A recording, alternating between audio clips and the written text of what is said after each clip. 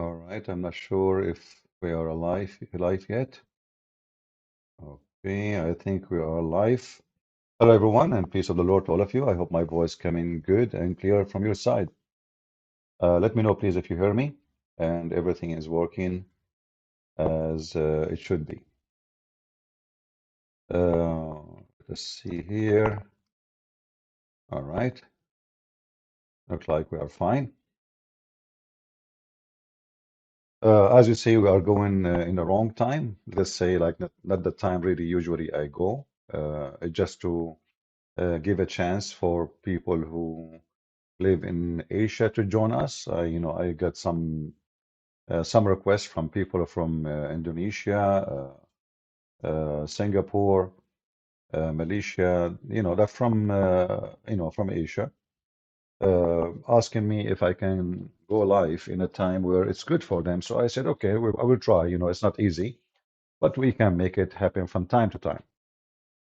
So we will see really if we are able to invite more people to join us, and if I see that this time can bring people here, so they can listen and they can learn, then why not? I will make a schedule for it, maybe once or even twice a week. Why not? But if nobody join us, then that's mean, I'm not really doing the right thing. Uh, so help us to invite your friends and let us see together if Islam is a good religion for people in Asia. As you see the title here, uh, it's about Indonesian Ustaz, but if you go in the description, you will see it says Muhammad was sent to the Arab or Asian. Those Muhammadans who they made a business out of Islam, like this guy. Uh, his name is Ustad Adi Hidayat. Adi Hidayat. Actually, I found a picture which is very funny. A picture of the top Ustad in Indonesia, and the funny is, one of them is a female. And in Arabic, you don't call a female Ustad. That is even stupid. And this is telling you that those who they are the one who teach you about Islam in Asia, they don't even know what they are talking about. They are even using the wrong words. No wonder that Indonesian people, they were praying for the wrong direction for hundreds of years. And those who call Ustaz, so-called Ustad, they did not notice. Yet they are the one who claim to be knowledgeable. Until Western people, they told you, like, you know what, you are praying to Somalia, not to Saudi Arabia. And not to forget to mention that praying in the direction of Saudi Arabia is impossible. But because your God is an idiot, and he taught you that the earth is a flat, so you think he can do it. Otherwise, the earth, it's impossible. The shape of the earth will not allow you to pray in direction of anything. Because whatever direction you go to, you are going to hit the empty space. But stupidity is amazing. I found this video uh, in YouTube, and like I don't speak Indonesian language in order to get those Abdul busted in what they are saying, but I found this video in English. So if you can find me some videos in English from the Abdul Ustaz, please let me know. You can send me the links in Patreon or maybe here under the chat, and I will check them out so we can laugh together at those how people they present to you is their religion. Let us play this video together. And now he's talking to someone, he's a Filipino, which is a nice, companion, like, okay, Filipino, Indonesian. So now we are really hitting the target. It's Asia.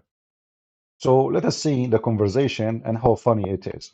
So We can give it to so you you. have to add in the first my name Yeah, with okay. Asep. Yeah, right. Or Asep Adi Hidayat. Yeah, right. Sure. All right, that's so interesting. Yeah, interesting. All right, Yeah. Alhamdulillah. So, Mr. Oh, we said Asep. Yeah, okay. Okay. Sometimes we call Just the Asep with name, master okay. because he also teach me English. Yeah, we are Alhamdulillah. learning English Yeah, together, yeah. and Alhamdulillah, if I have The pleasure leisure is time. mine. Yeah. What do you think about Ramadan? Ramadan, yeah, I told you is the time for self-reflection, especially. Right. Ramadan is a time for self-reflection, especially at night. I cannot beat that. You know, in the month of Ramadan, the Muslim they eat like elephants. This is why the price of food in the month of Ramadan goes so crazy and so wild in Muslim countries. Is that really because they are doing self-reflection or because they are eating non-stop? So simply the month of Ramadan, it's a pagan month. It's a practice of the pagan before Islam. And the name of the month is not made by Muhammad, is is made by the pagan Arab, sorry, by the pagan Arab, coming from thirst. If you go to the Arab calendar and you ask the Muslims, is this calendar, the names of the months, is it created after Islam or before Islam? They will say to you right away, this is the same calendar exists before Islam. So that month, all the months in the Islamic year is named by the Arab pagans. And here you ask yourself, how Ramadan become the month of the Muslims if this is the same month was practiced by the pagan Arab before Islam, simply because Islam and the Arab pagan are the same. It's the same religion, they continue practicing the same thing. When Muhammad he announced himself to be a prophet, he tried to distance himself from the pagan Arab in the beginning, hoping that the Christians and the Jews they will allow him to join with them. So he said he believed in Isa, he said he believed in Abraham, he said he believed in the Torah, he believed in the Injil, which is very funny because this is the Greek word, and Muhammad he believed in the Greek book of Isa. But the Quran says that Allah he sent Isa to the children of Israel, but he sent him to the Israeli with the book in Greek. Anyway, Muhammad as a Quran in chapter 9, verse number 60, 60 from 60 to 69, it says he's an ear. He's an ear. What does that mean? He is a person who listen and he copy and he paste. So Muhammad is an ear. Uh, and one of the ears of Muhammad capture the word Quran. And because he is nothing but an ear, which means he have no self-belief, he is just copying others. Anything he hear, we mentioned to you last time how he took, if you go to verse number 61, if you remember, we showed you how Muhammad, he saw the Jews fasting, uh, and the Muslim, they claim it was the fast of Ashura. So Muhammad, he says to the Jews, he said to them, what is this? Why you are fasting? They said, this is the day where Allah saved Moses crossing the sea from Pharaoh. Muhammad, he said, all right, no problem. You know what? We have more rights on Moses more than you. So he just stole Moses from the Jews. And he commanded the Muslims to start fasting the month of or the day of Ashura. And not only that, he claimed that if you fast the month of Ashura, the sin of the previous year is going to be demolished.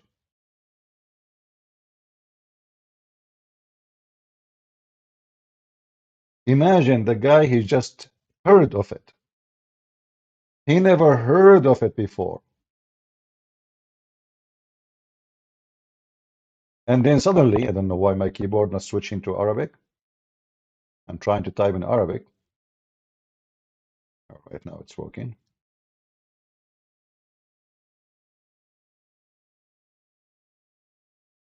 Ashura, and you will see many references, in fact, that was a day for the pagan, had nothing to do with the Jews. But according to Muslims, this is the day of the Jews. And then Muhammad, he copied the Jews, and then he starts saying that if you fast the day of Ashura, and this is the 10th of Muharram, that will destroy all the sin for the previous year. In fact, Muhammad in the last day of his life, or last year, they asked him, but this is the day where the Jews practice how we practice with the Jews. And you told us we should change. So he said, okay, next year we will not do it in the same day with them. But he did not live for the next year.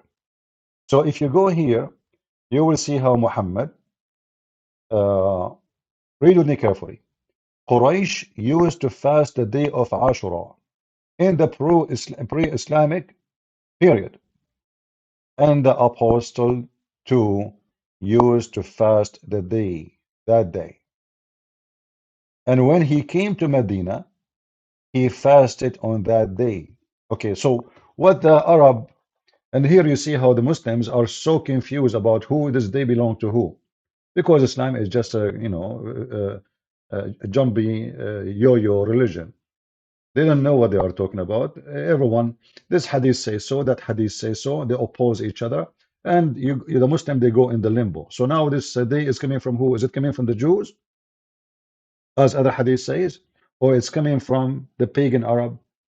What the pagan Arab have to do with the Jews? Nothing. All right. Uh, if you go here, Muhammad suddenly he decide that Ashura is not important. Like what? You told them, you command them to fast the day. You told them if they fast this day, that will erase all your sin in the previous year. And now Muhammad, he changed his mind because now he came with Ramadan. So now it says, you know what? You have a choice to fast it or not. Do you see how Muhammad, he abrogated his cult? If this is from God, well, if Allah told Muhammad that fasting this day will erase your sin, how this is up to you? I mean, this is very important. This is very important more than Ramadan, because I mean, Ramadan will not do that. One day of Ashura will erase your sin. The hadith after it says, during the pre-Islamic period of the ignorance, Muslim, they claim that in their time is not time of ignorance. The Arab before Islam, they are ignorant, and Muhammad now supposedly is not. They used to observe the fasting of the day of Ashura. Okay, Muslims, who is the one want to call us and tell us why you are observing the fast of Ashura? If this is the day for the Arab pagan, what the Arab pagan were observing? Any Muslim can tell us?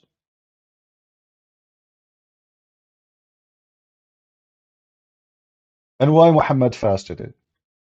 And why Muhammad he commanded it? And why he said fasting this day will erase your sin for the previous year? And then how come it become not important?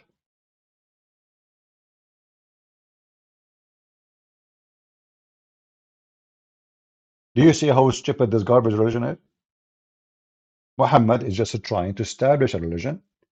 The Christian, they have fasting, the Jews have fasting, the Arab pagan, they have fasting. So he need to have fasting. So whoever he meet in the street, he copy from them. He copy the Arab, then he copy the Jews, then he copy the Sabian. The fasting of Ramadan is the fasting of the Sabian. The Sabian are people who believe that there is every month there is a new moon. Every month there is a new moon, not the same moon. So there is a moon of Ramadan. There's a moon.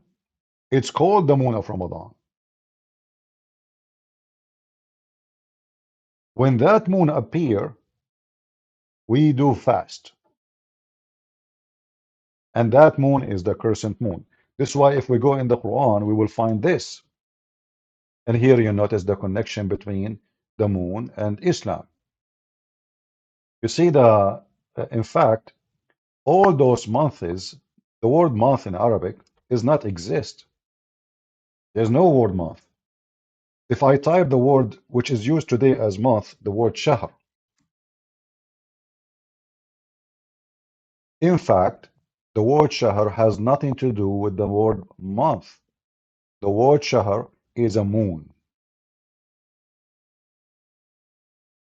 The word shahr is a moon. It's not math. How we can prove that? If we type the word Ramadan in the Quran,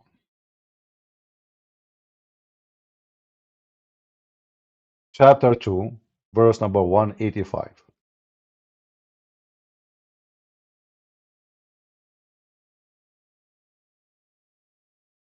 You will notice here, the first thing it says in the top, the month of Ramadan. That's false. The moon of Ramadan. How we prove it? In fact, they get themselves busted. Why? Look what it says. So whoever of you cite the Ramadan, sorry, the Shahr, whoever of you cite the Shahr of Ramadan, cite, how you can cite it if it's a month? You cannot cite it. So what Shahr is? And between two bracket, it says crescent moon. Do you see it? The crescent moon. So when you cite the crescent moon, which is the moon of Ramadan, then you start fasting. Are you with me? So the fasting that day is starting by citing certain moon. That moon is the crescent moon. That is Ramadan. The Sabi and they believe that the crescent moon appear, Ramadan started, and then they used to go to different city to welcome the new moon. There's a new moon. So they start the fasting in one city, and then they go to the other city to receive the new moon when it's appear, and that will be the end of fasting. So Muhammad, this is not just about the moon calendar. Moon calendar is normal. I mean, there's many nations they practice it, including the Jews. This is not about the moon calendar now. This is about religious practice.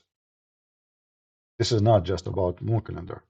So Ramadan is a certain moon appear in a certain time, and that is a crescent moon. When we sight the moon, we do have Ramadan. So Ramadan is not a month.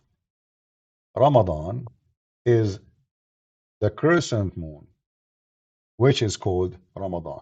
So Shahru Ramadan, the moon of Ramadan, the word Shahr, even though today in Arabic we use the word Shahr as a word mean month, but if you go right now, check in Hebrew or in Aramaic, you will find that the word Shahr mean moon. Even in Hebrew, you know, you can go right now, check yourself. You will find that the word Shahr mean moon. The word Shahr does not mean month. So now we go back to the video, and this Abdul is trying to fool us, telling us that the month of Ramadan is the month about self-reflection. How you self-reflection in Ramadan? Your prophet, he used to suck the tongue of Aisha while he is fasting. Does it sound like somebody is fasting? So now I'm fasting, and though I go to my wife and I touch her breast, excuse my language, and I put my tongue in her mouth, and that is supposedly what is called fasting and self-reflection. Listen carefully. And we can improve our ibadah, right? That's good. Yeah, as well as but beside, I mean, without ignoring our daily activities. Okay. Yeah, that's good. Right. You know the purpose of Ramadan, when Allah subhanahu wa ta'ala said in the Holy Quran, in the Surah Al-Baqarah, the verse 183, Allah said, Ya ayyuhalladhina amanu kutiba alaykum as-siyam kama kutiba ala alladhina min qablikum la'allakum tattaqun. So Allah says in the Holy Quran that Allah wants to all of Muslim when they do fasting, but to reach the pity, right? The taqwa. Taqwa.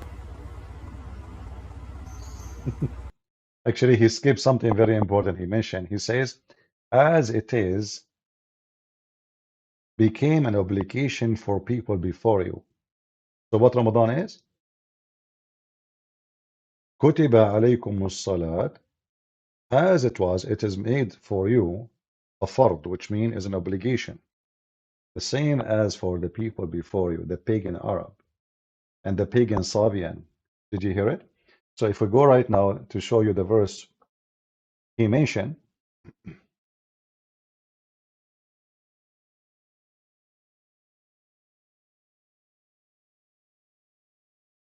I mean, it's just a collection of paganism, and Muhammad trying to make himself like he's a prophet. He have religion.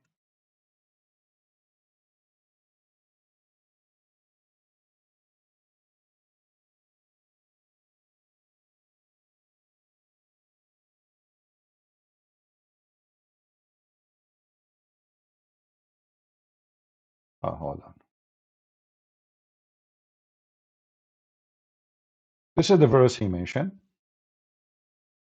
and here you will see a clear evidence that Muhammad is just trying to copy people who was there before them. O who you believe, observe a sawm, between two brackets fasting, is prescribed for you as was prescribed for those who before you. Do we need more proof that Muhammad is just copying people before him? Do we need? We just use what this potato ustaz he said. Same time, the word siyam, sawm. Do Muslims even have fasting? Sawm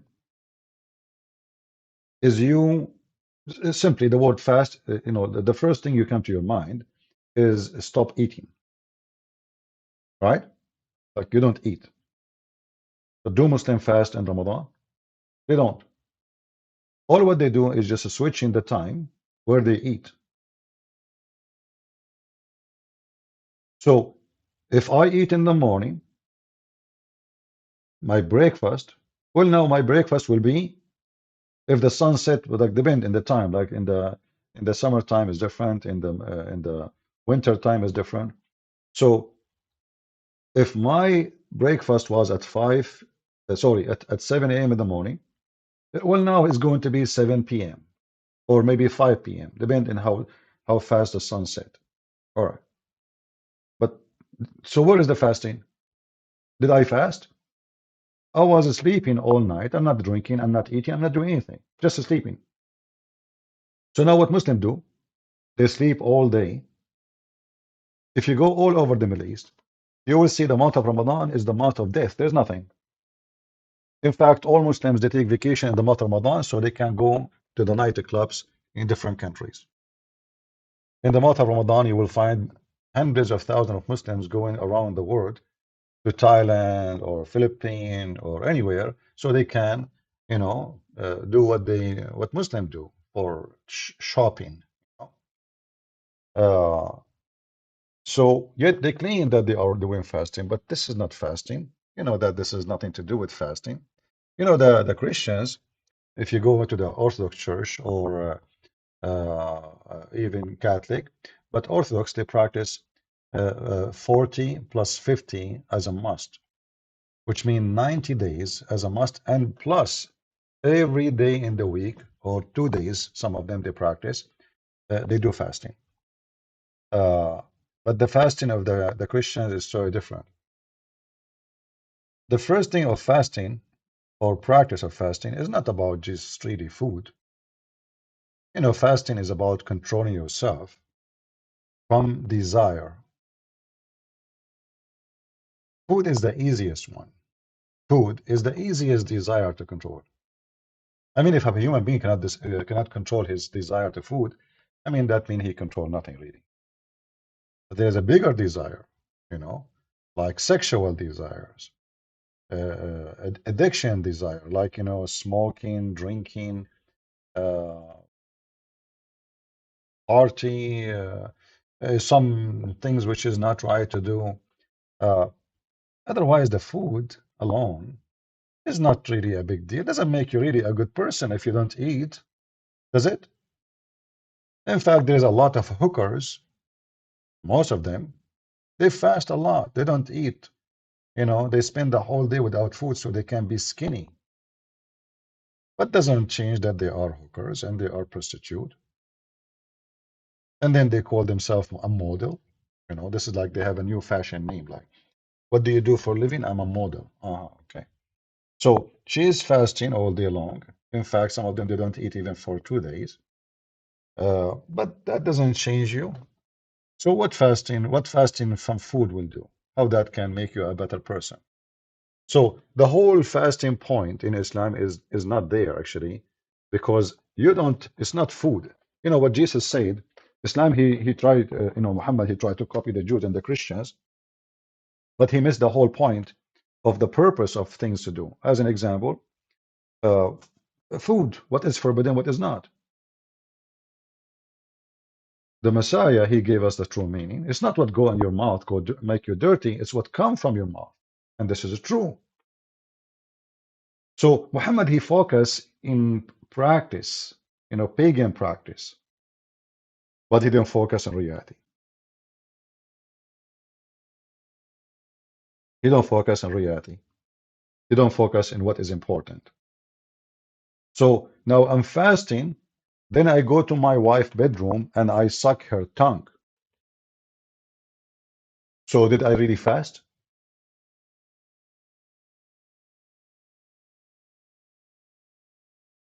Any Muslim? Did Muhammad really fast? And you Muslim, you do the same. How he is fasting, and now Muhammad is doing a person sucking the tongue of his wife. You see, I see nothing wrong with a man kissing his wife, doing whatever he wants. I mean, this is they are wife and husband, right? But this is not the topic now. He is fasting and he is practicing sex.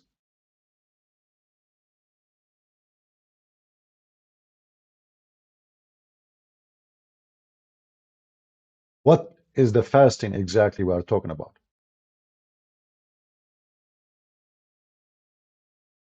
If I go right now to the hadith, to the Muslim website,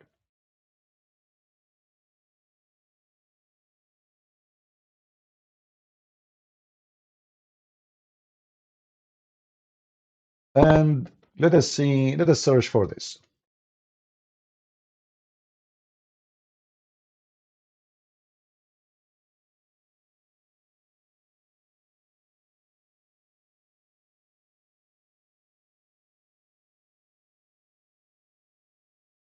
What is this?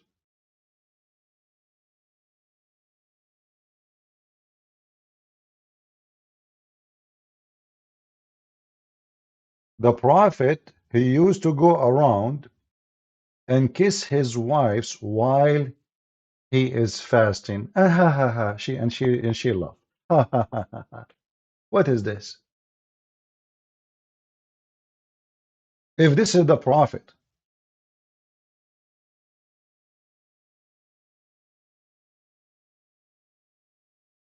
this is the Prophet himself. This is not the neighbor. When Aisha, she said, he used to suck my tongue. He used to suck her tongue. That explain what kind of fasting we're talking about. This is not just, I mean, what kind of kissing. It's not just like maybe kissing her cheek or, maybe her forehead. No.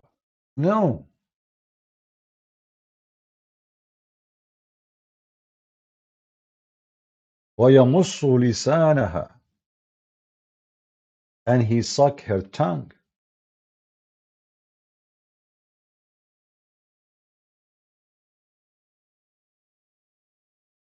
So when the Muslim they talk about fasting, let us open Google browser so we can show you what we are talking about. Give me a second, because I'm not sure if I can find the hadith in English. I will try actually. Let us try. Let us try first to find the hadith in English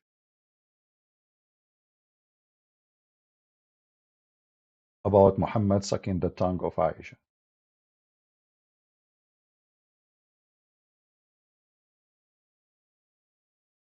Here we go. Hmm. We found it in English, even better. You cannot beat that, can you?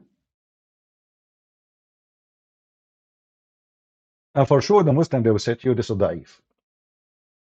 But this is according to the Al-Albani. But it is sahih according to Sunan Ibn Dawud. Al-Albani is a guy who ran away from debating me. He's dead now. The coward. He used to have, you know, like a group of a chat.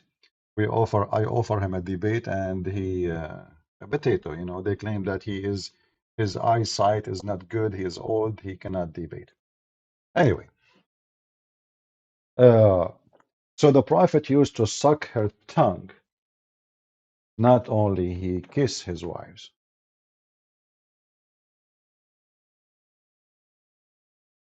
This ramble garbage. No, actually, ramble is very good. I like it. I'm satisfied with it. And if you guys don't like it, don't come here. No problem. Don't come. At least here we can say what we want, and we are not worrying about the garbage. The garbage is YouTube, not here. The garbage is YouTube. I can't even keep my videos there. I'm making videos for the last 20 years, and I have 0 videos in my channel. So where is the garbage? People have hundreds of videos of mine. I cannot have them in my channel. So if you don't like it, don't come here. Nobody's forcing you. I think I'm going to stay on Rumble, and I will forget about YouTube. Even though there I have hundreds of thousands of subscribers, I better grow a community here. And who like it, you can join. You don't like it, yeah, go watch cartoon. We are not here to entertain you. We are here to say and share the truth. Yeah, we cannot do anything in YouTube. I mean, I cannot do anything. And not only that, can you believe it, that here I have only 2,000 subscribers. And then after a day, you will have maybe 9, 10,000 view.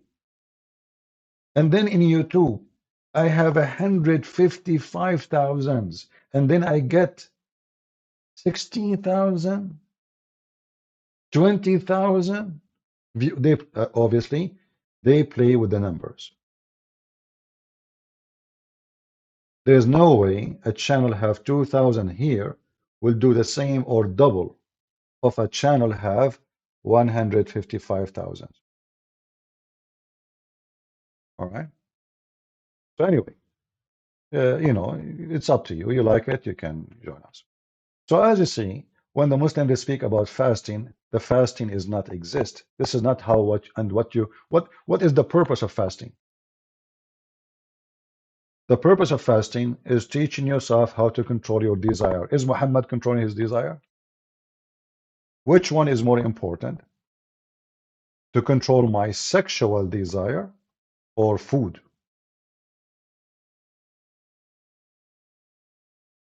Are you with me? Which one is more important? Switching the day and the time of the food?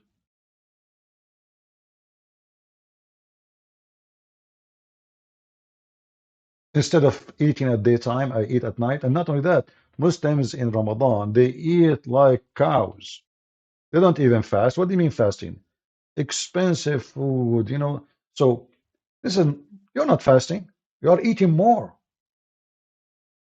If you go right now and check about prices of food of Ramadan, like you can search right now, why food price in Ramadan goes skyrocketing? Why food price in Ramadan? I'm not going to type the word after I'm typing. Hold on. Why food price in Ramadan?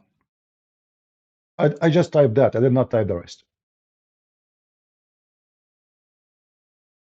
You will find the answer right away in Google that price of food in Ramadan goes skyrocketing. You know, if nobody buy gas price will go down, right? If nobody buy anything. And food, especially vegetables, meat, I mean, this is have to sell it, otherwise it's going to damage. You cannot keep it in the forever. So if people are preventing themselves from eating a lot and eating less, the price of food will not go crazy. In fact, in the month of Ramadan, most of Muslims they end bankrupt. They borrow money because they cannot afford it.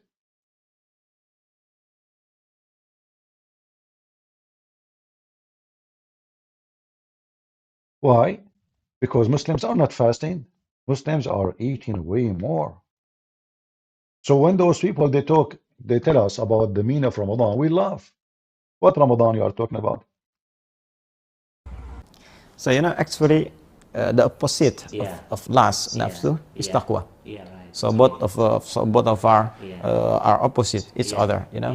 So when we can press our lust, Yeah. nafsu, we can improve our taqwa. All right. So When we compress ourselves, we can increase our taqwa. Okay, if you ask this guy, are you allowed to suck the tongue of your wife? He will say yes during the fasting. So now he compressed himself. Why? By changing the time of his meal. But all kind of sexual activities like kissing, licking, excuse me, is okay. He is compressing himself. The Prophet was compressing himself a lot.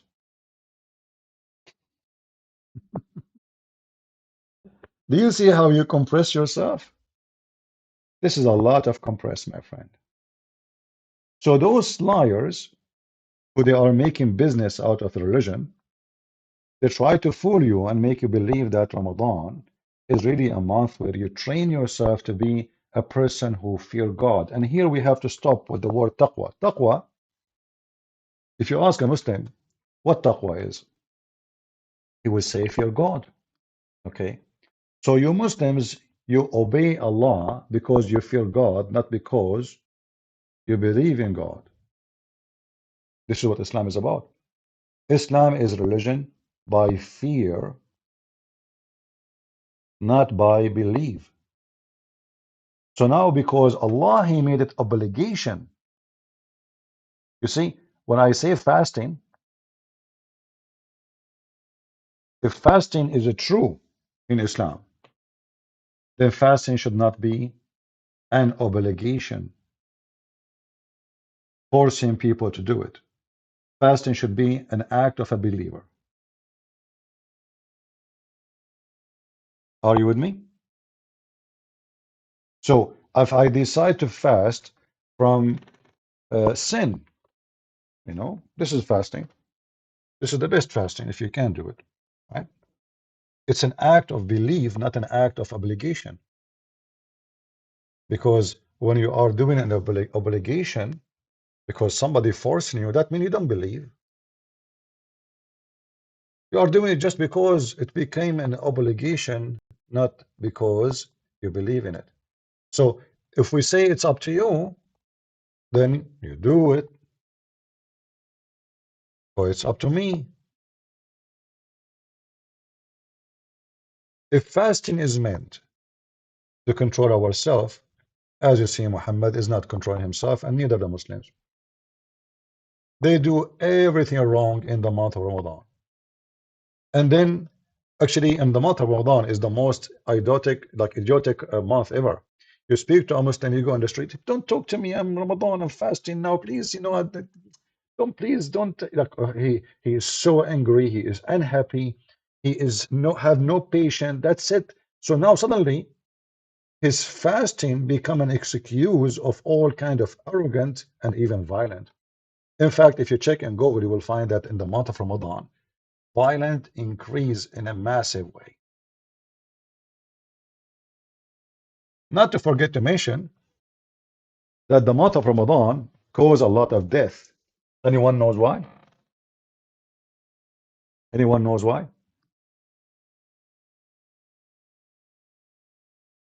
When a person change uh, his daily routine of food,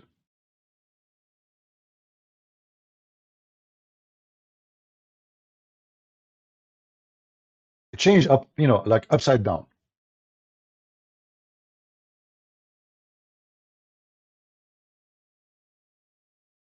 that will cause a lot of a problem for the body.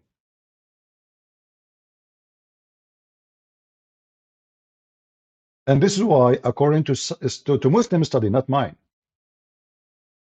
that Ramadan increases the risk of heart attack.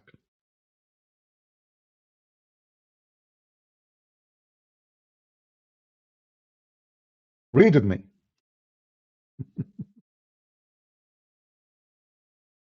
Risk of heart attack after suhoor. What is suhoor? You know, this is the practice of Ramadan, like the Passover. They are explaining to you. So after you do eat, because now you are eating like an elephant, brother. Oh, and I eat, man. Fasting, yeah. Eat and drink, eat and drink, you know. And then your body is not. What's going on with the body? I mean, this is strange. You put a lot of stress in your body because you eat too much, and then you have a heart attack. And a lot of Muslims die in the month of Ramadan because of that. So, do Allah knew that the way the setup of this fasting is wrong, or He don't? So when those people they try to to sell out for us Ramadan, we laugh at it because this is not really what God wants. God don't want somebody to sleep at night, eat in the daytime, sorry, eat in the nighttime and sleep in the daytime, and now he exceed the limit or destroy himself and go and have a heart attack. That's not what God wants. This is your Muslim study. This is not my study. Heavy meals and fasting without suhoor trigger heart attack.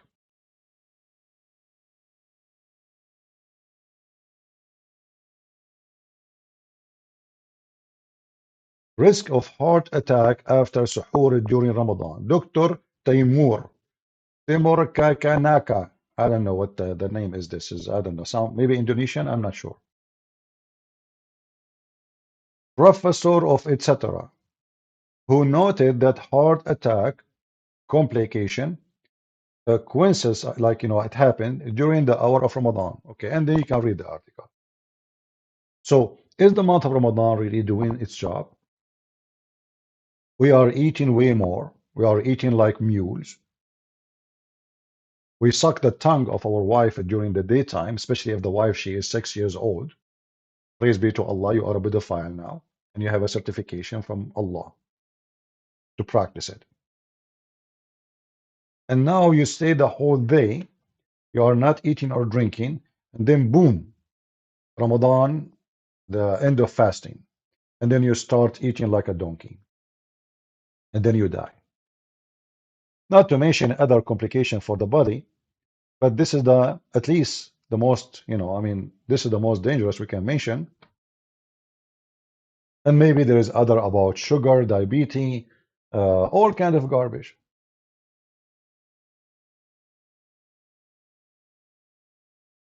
So is that really what the month of Ramadan can do, help us with? Let me see. Do we have any Muslim? No, nobody.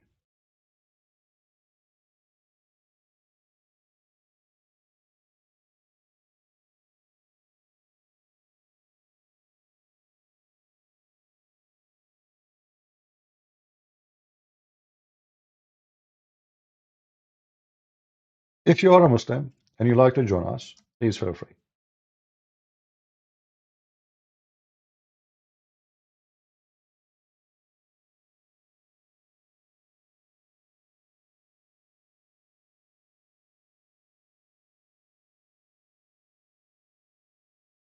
Let us see. My Skype is open. If you are Abdul from Indonesia or any other Asian country or anywhere, feel free to call us. Let us see how good you are. So now we understand that the month of Ramadan have nothing to do with fasting. And I find it very amazing that Ramadan is the month of hypocrisy, not the month of fasting really. I remember when I was when I was a kid, I go to a kid in my age. He come to my house, I go to his house. I go there. We eat cookies. His father is eating, his mom is eating, his brother is eating, his sister is eating. And my favorite is to go eat cookies. So he invite me usually when his mom she make cookies. This is the only time he can get me to go with him. So I go to his house. We eat cookies. It's Ramadan. His parents are eating cookies. Uh, when we are going to go to leave the house, he stopped me. He said, "Wait, wait." I said, "What?" He went to the kitchen and he started touching his lips with with his tongue, and then he put salt over his lips. Salt. I said, "What are you doing?" He could not talk, like, because the salt is stuck with. He don't want to talk. So, like he says, "You need wait, wait." So after he put the salt and he did it a couple of times, he said, "Because now my dad, he do that. Now your lips will look dry, so people in the street will not know that you were eating." I said, "Really?" He said, "Yeah, look, they are dry, not like yours." Oh, I said, "Okay." So like now in the street, people will think you were fasting. He said, "Yeah, my dad, my mom, everybody in the house, we do that. That's why we have this dish of salt on the table in Ramadan. There's a big dish. What they do, they put their lips on it. They put their lips." I said to him, "This is why I noticed your dad, he have some salt in his mustache."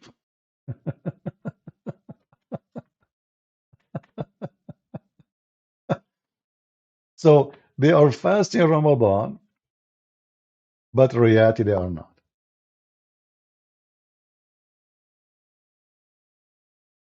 Do we have any Muhammadan there to call us? Anyone?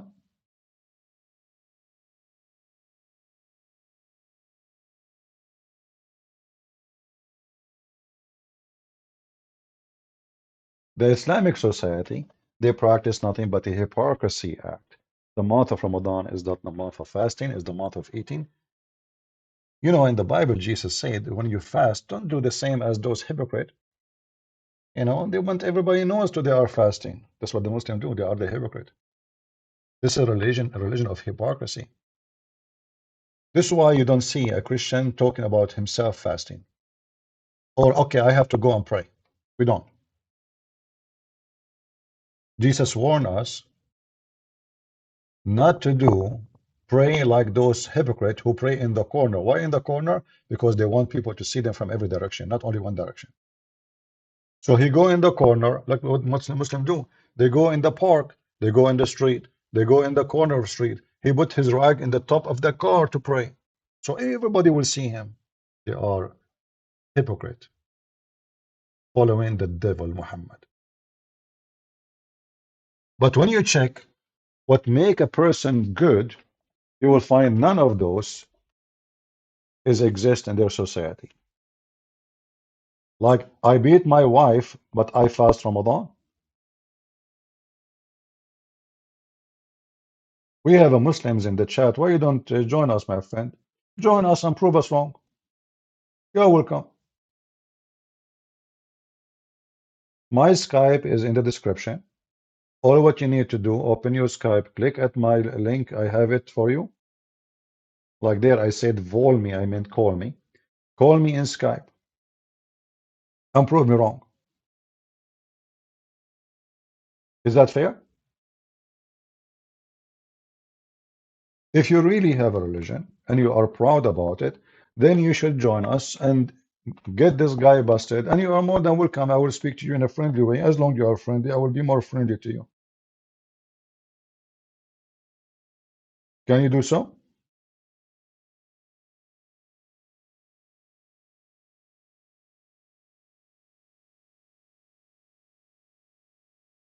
Any Muhammadan who would like to join us? You claim Islam teach you good things. I don't see it. Ramadan is a very ugly thing. Ramadan is a very ugly practice. First of all, it shows how you as a poor person, if you are a poor person, the month of Ramadan will be a month of humility, disgusting, will bankrupt you, will destroy your life, actually. The month of Ramadan have nothing to do with religion as much it is about culture now. And if we try to make it go to the religion, then we have to go to the Arab, who they are pagan, and the Sabian specifically, who Muhammad copied them. What is the purpose of Ramadan? What the purpose of Islam? Nothing. How many wives this guy he have? If you Muslims claim that fasting can teach you discipline, the fasting you do, how come you cannot fast from having more wives? Isn't it one is enough? How come Muhammad did not have one wife or even four? Muhammad is above Islam, actually. Muhammad, he says Muslim can have four, he have unlimited.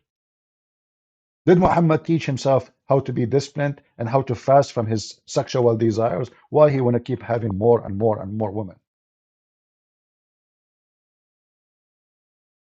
Are you with me, guys?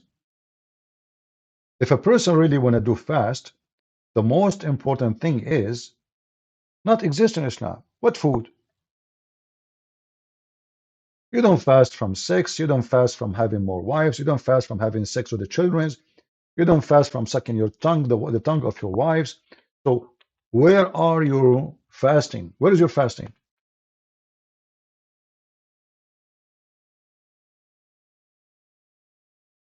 You know, when God, he created Adam, you see the Muslim, they say to you, Islam is a religion of fitra. You ask them what fitra mean. He says natural thing, natural thing. Okay. So was it natural when Adam and Eve were in heaven, or it was not natural? So how come Adam, God created for him one wife?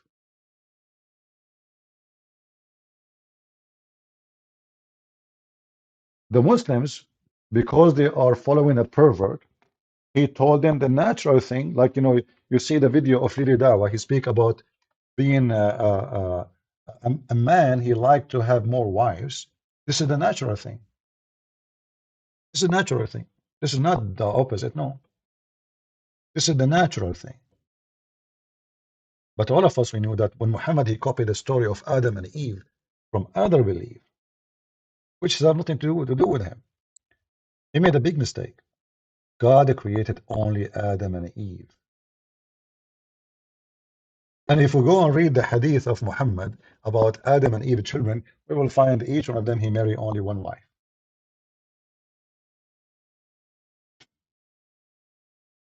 So if Muhammad claimed that Adam was a Muslim, why Adam have only one wife? Can't God create for him right away four? You might say, okay, with God, he created only one. Well, obviously one is enough. That's why he created only one.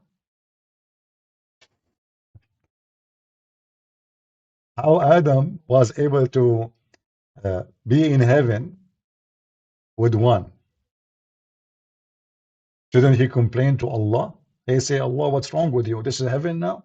You think heaven can be with one woman? I want more. This is not heaven.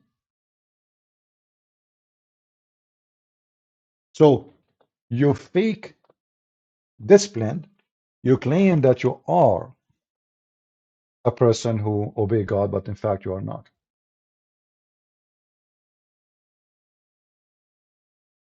All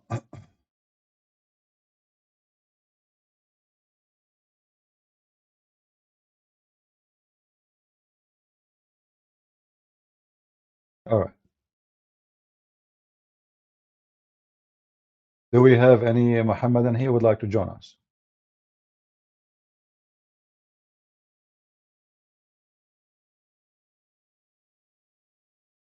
Any Muhammadan, he think he is capable of talking to me.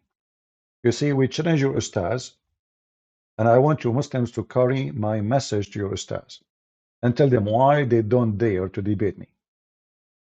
If the excuse is English, well, as you see, he speak English. Guys, isn't it this guy speaking English?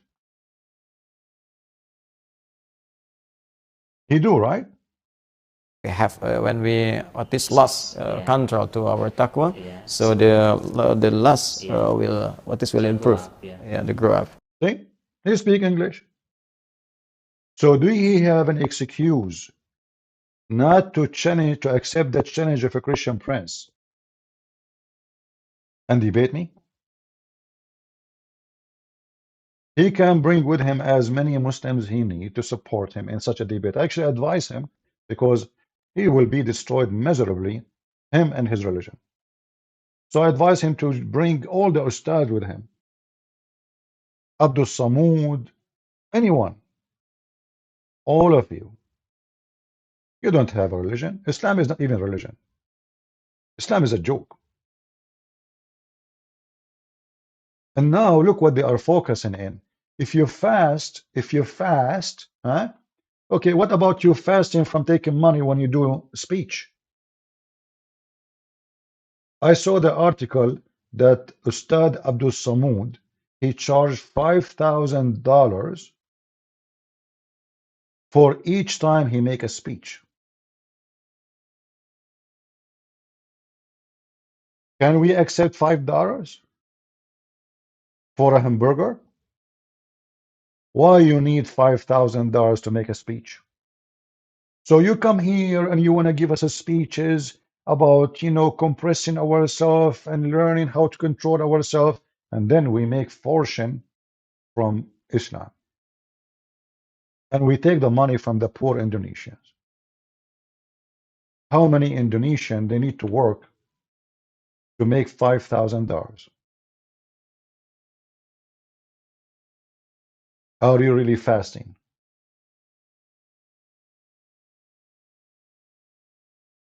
So we fast in Ramadan and then we suck the money of everybody around us. We fast in Ramadan during the daytime and then we eat the whole elephant at nighttime. We fast in Ramadan from food, but we don't fast from sucking the tongues of our wives. Are we really fasting?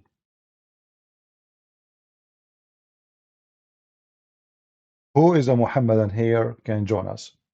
Let us continue hearing this Abdul and see what he will say. So we do Salah.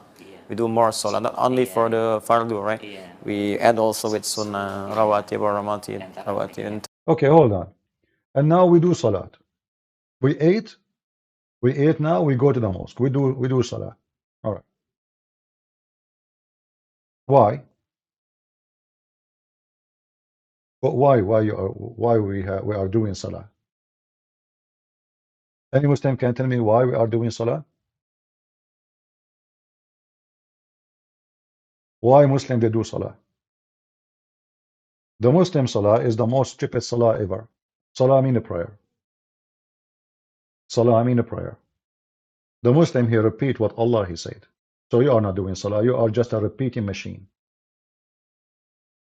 Bismillahirrahmanirrahim. Alhamdulillahi Rabbil Alameen. Okay, hold on. This is what Allah said.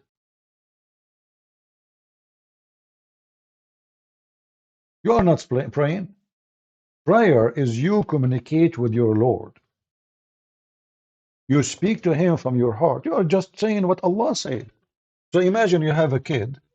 Let us say you have a son. He call you every day 5 times. You answer the phone. He starts saying to you, Bismillahirrahmanirrahim. Alhamdulillahi Rabbil Alameen. Look, what the heck? And then he hang up on you. And then he call you again. 3 hours after.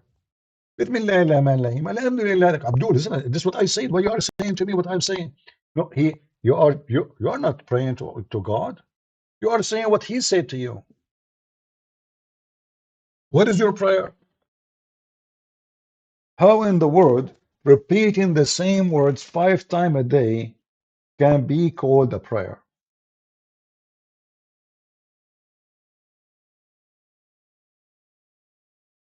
Not only you repeat the prayer, you repeat what Muhammad did. Put your hand here, put your hand there, go down in your knee. It's just a boring, stupid repeating forever.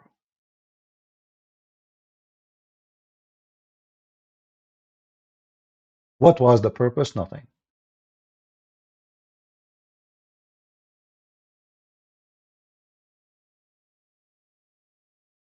Nothing. What was the purpose of my prayer? I did not even pray. I just said what Allah said. And not to forget to mention that the prayer of Muslims never been received. Why? There's many problems with Muslim prayer. As an example, if I go first of all and I type the word fart, I go to the search engine here, I will type in English, fart. Type in Arabic. Okay, I just type fart. Look what happened with fart. It's not accepted, the prayer, if a person he fart.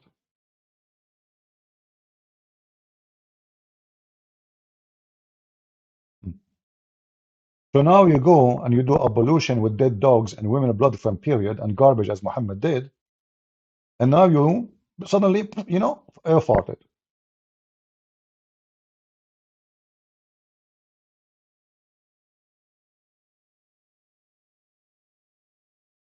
Your prayer cannot be accepted. Then we have a question. Well, if the farts stay inside you, you are more clean, or if the fart go out of you. Just to show you how stupid Islam is. You know, when a person he fart, what he do? He just release a gas, correct? Okay, so now we keep the gas inside us, we are clean?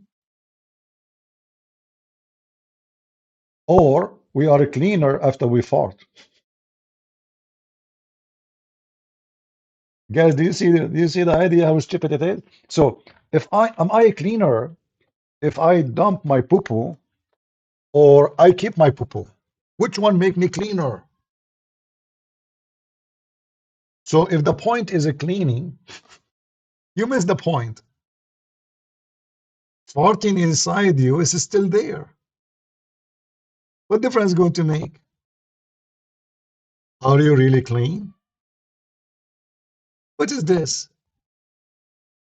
And why God will judge the little you? I mean, you are just a creature He made. He made you this way. So now you have a problem. Maybe you have maybe you are sick. Maybe you could not control yourself. You know, you farted. That's it. Your God cannot accept your why your prayer will arrive to Allah with your fart. What is this? If you say to me that the Prophet is teaching me how to be clean, well, your Prophet never taught you how to be clean, because look how a Prophet he teach himself, or how he prepare himself for prayer. He takes shower with dead dogs and women blood from period and garbage. So which one is more clean? Dead dogs in the water, which I am doing ablution with, or fart? Read it. Dead dogs, women of blood from period, and stinking things. Do you see the word stinking?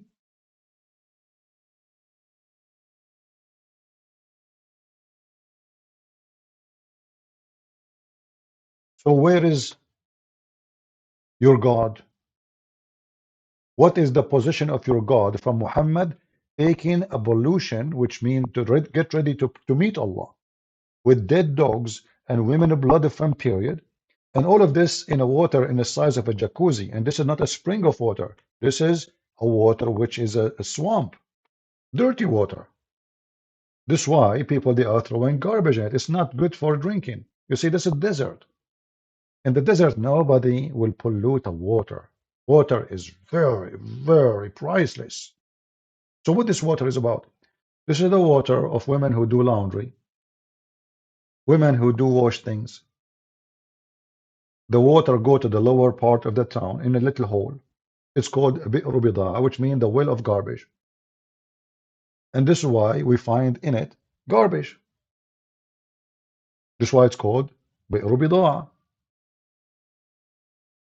So now Muhammad getting ready to meet with Allah and taking shower with dead dogs. And then he says to you, if you fart, your God don't accept your prayer. Is Muhammad now after the shower is a cleaner? with dead dogs? Which one will make you more dirty? A water in a size like, 6 foot wide, and it's very low as water, like maybe 2, 3 foot high maximum. Even there's different hadith says it did not even reach his private area, his private part. And even the guy, he put his sheet over it. This is how small it is. His clothing, he measured it with his clothes. So it's very small water, has all those things, dead dogs, women blood, rags, stinking things. And now we are washing ourselves in the middle of it. Yet, if you do fart, that's it, your prayer is not accepted. Here we notice that the whole idea of cleaning is not exist in Islam. It's just a stupid idea. It's false. It's fake. The guy is messed up. In fact, what you see in front of you is a clear proof that Muhammad is suffering from mental illness. There's no way a person who have some intelligence will do this. And that's why the people, they were asking him, how we do that? Is it really right? And then what Muhammad said, oh, the water is made pure and nothing make it impure. But guess what? Your piss is water. If water is always pure, nothing make it impure, then all your piss is water. What is it? And your piss, 90% or maybe more of it is just water.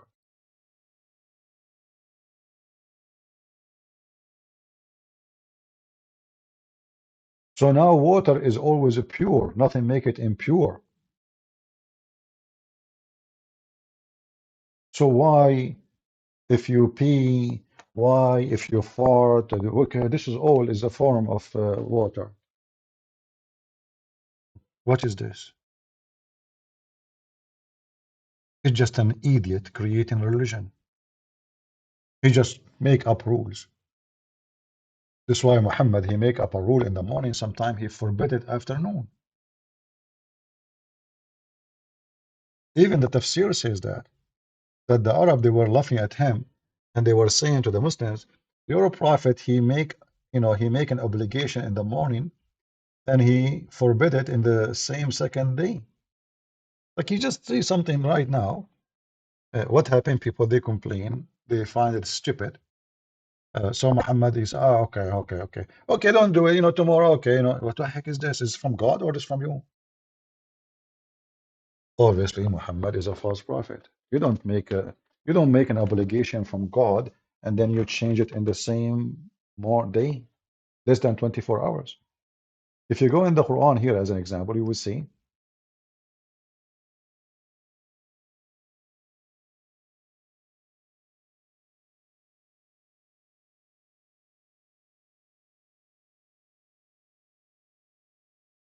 when Allah, he made a verse and he caused people to forget it. Hold on. He abrogate verses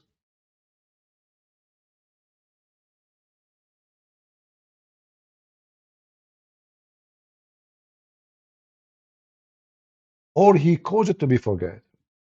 Like, why you are doing that? Because I want to bring you something similar or better? This verse alone, by the way, is enough to destroy the garbage of Muhammad. Do we have any Muhammadan? Remember, uh, people who they are like, I'm going in this time specifically so I can have conversation with people from Asia. So please invite your friends. Share the link. We are trying to give a different time for people who they are living in Asia so you can join us. So help us. Otherwise, why I want to come here again at the same time like now? That's not a suitable time for USA. What is this? Chapter 2, verse 106. Whatever verses of Revelation we do abrogate or cause to be forgotten, we bring better one or similar. What? Allah is going to make better Quran than the previous Quran? Allah, He abrogate a verse to make something better? Why He was not? Sure.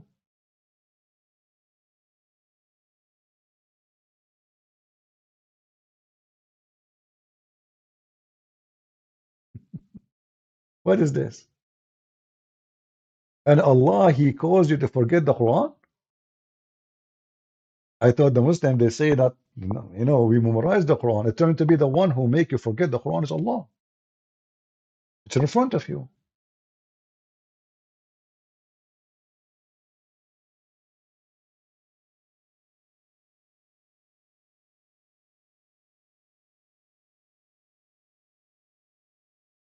Any Muhammadan? Who is a Muhammadan like to join us?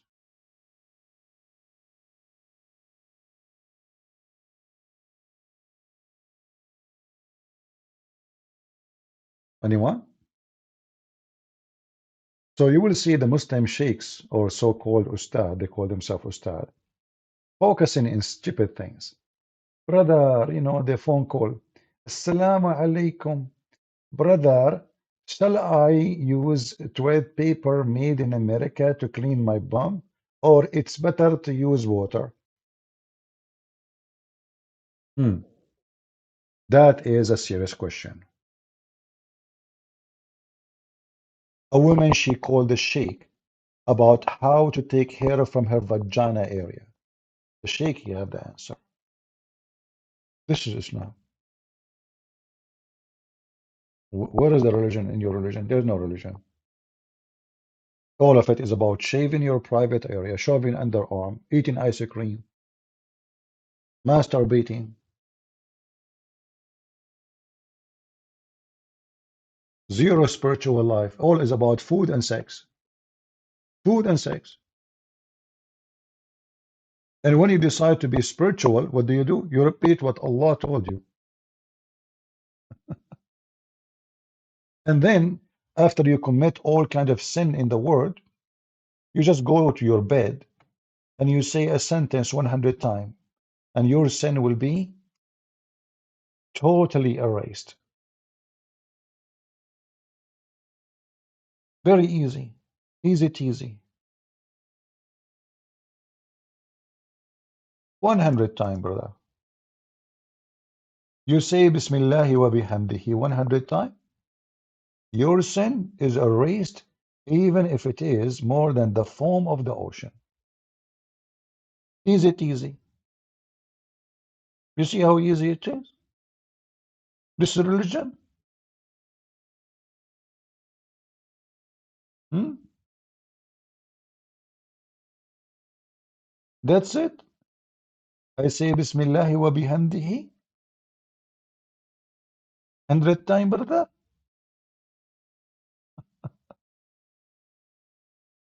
My sin will be gone even if they are more than foam of the sea.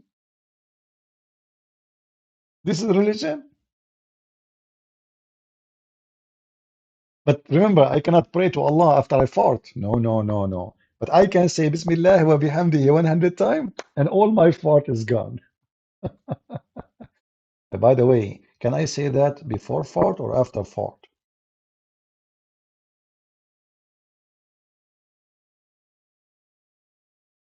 So you go and you do all kind of crazy stuff, and then you say at the end of the night, Bismillah, and not, you have to say it in Arabic, by the way. You cannot say it in Indonesian.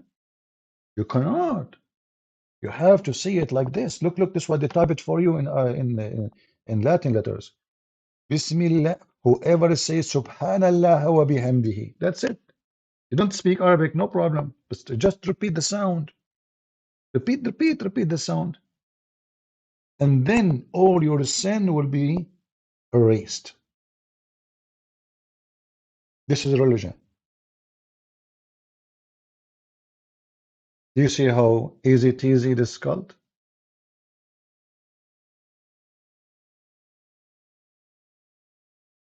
This is from God.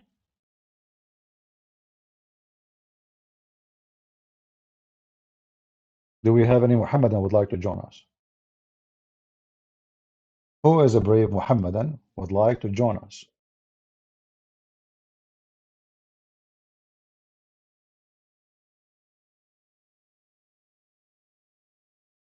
Bismillahi wa bihamdihi.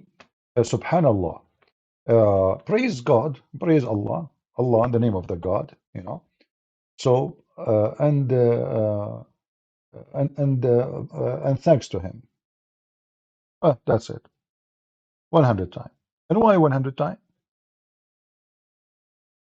What about if I say it 101?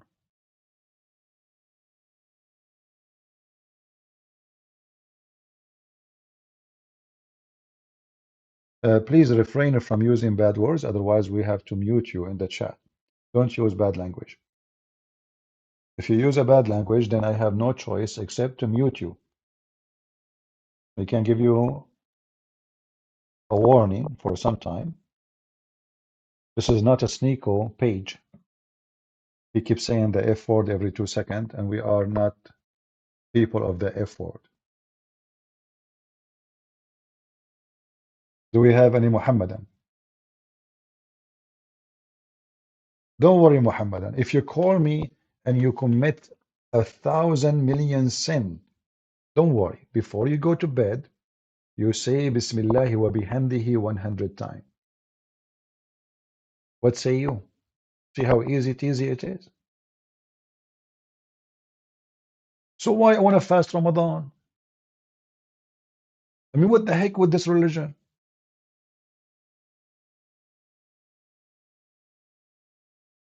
Why I even want to pray? I just say Bismillah wa bihamdihi 100 times. Is it easy? Like, you are going to do shopping, walking in the street, Bismillah wa bihamdihi, Bismillah wa bihamdihi, Bismillah wa bihamdihi. It take you maybe a minute to finish it, and that's it. And then everything you did the whole day long, all sex, bribe, cheating, lying, all is gone, brother. Just 100 times. So why I want to go to the mosque? And why you want to do even give donations to build a mosque? By the way, Muslims, they don't give donation because they believe. No, they give donations so they can go to heaven. They bribe God. Muhammad, he convinced them if you give money. Muhammad, he promised 10 people to go to heaven. And the first one is Uthman, who gave a lot of money for Muhammad. He promised him to be a caliphate and he promised him to go to heaven. Do we have any Muhammadan?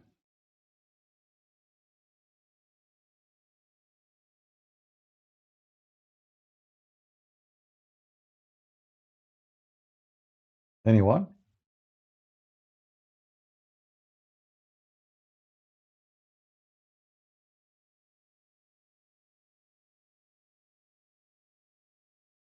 Somebody saying stole that from the Catholic confession. Some people, they say stupid things. Confession is in the Bible, have nothing to do with the Catholic or Protestant or Orthodox.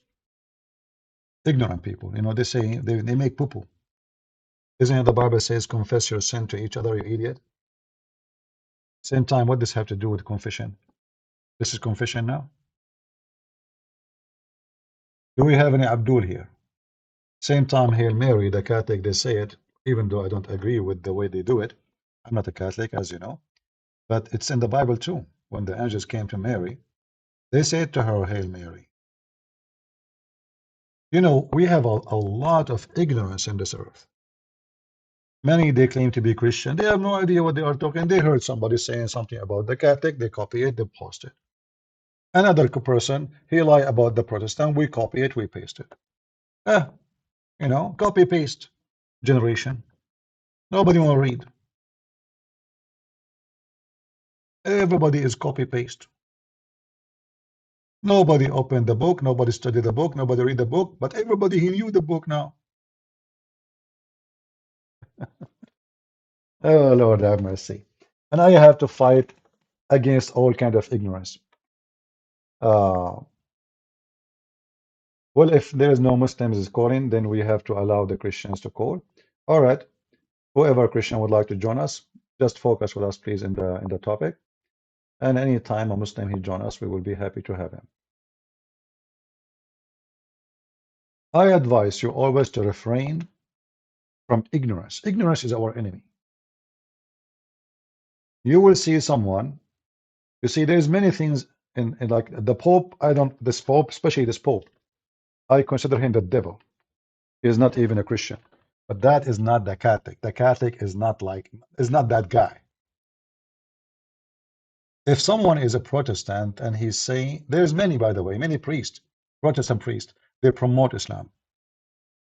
But can we say the Protestant promote Islam? No. There's many priests, Protestants, priests, they say homosexuality is okay and God love everybody. But can we say a Protestant, they do that? No. So everyone have to be judged from his fruits. From their fruits you shall know them. When we speak about Muhammad, I'm not speaking about a Muslim. Let us say you met a Muslim and he is a very nice guy to you. Okay, well, I'm so glad that he is nice. But according to Islam, he can't be nice to you. He can't be a friend to you. Chapter 5, verse 51. According to Islam, he have to wage war against you. Again, according to Islam, he have to subdue you and treat you like a dog.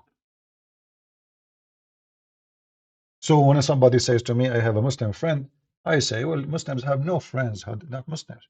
Maybe he's doing taqiyya, he's lying to you. We don't know. Maybe he mean it. If he mean it, the Quran is so clear, says, if you mean it, chapter 3, verse 28, you are not Muslim no more. You have no connection to Allah, you have no protection, and you should be killed, if he mean it. Chapter 5, verse 51 says clearly, and whoever take them as a friend or protector, he is one of them, and he have no connection to Allah.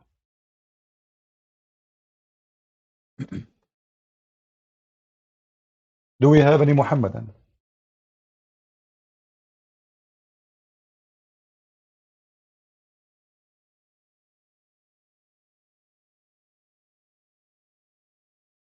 Any Muhammad would like to join us?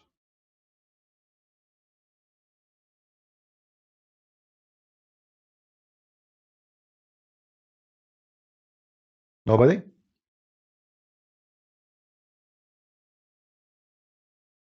So who of you would like to carry my message to this sheikh, Ustadz Adi Hidayat?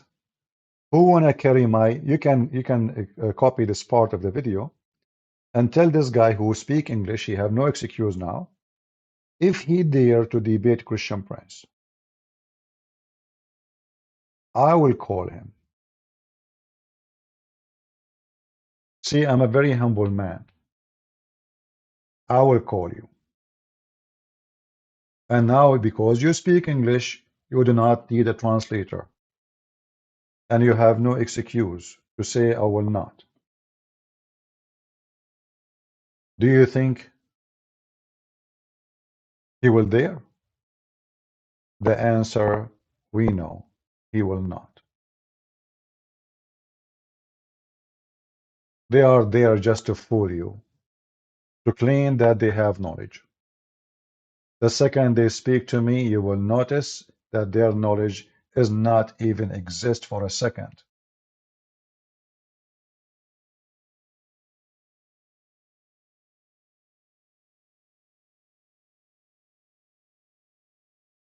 Any Muhammadan?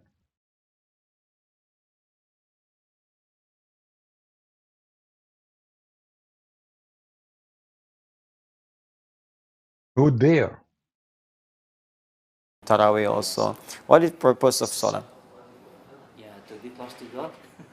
Not only close to God, but Allah said in the Surah Al-Ankabut, and in verse 45, Allah said, You will notice now he is telling you, he's trying to show you that he knew some verses. You see, like he's asking a question and he answered it. You see how funny the conversation? So now he want to present to you that he knew, he have answers. What is the purpose of Salah? What is the purpose of Salah? Listen carefully. Inna salata tanha anil fahsha. Guys, And now he is supposed to speak Arabic, but I assure you do not know Arabic. But if he knew, that even would be better. Prayer prevent you from doing wrong. Muslims, are you sure? If you're Muslim, you pray, that prevent you from doing wrong?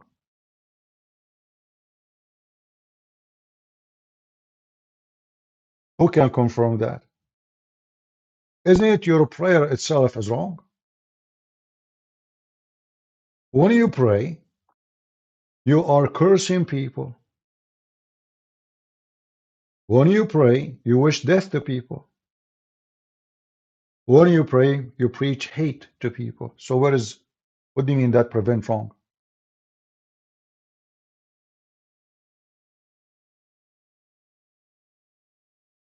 When a Muslim, he recite Quran like this, is that preventing you from being a bad person? Doing bully to the uncle of Muhammad? What is this? Your God himself, he could not even keep his mouth shut from doing bully. The man and the wife, they don't like Muhammad, they don't believe in Muhammad. God, he did bully them? What is this? This is a Muslim prayer now?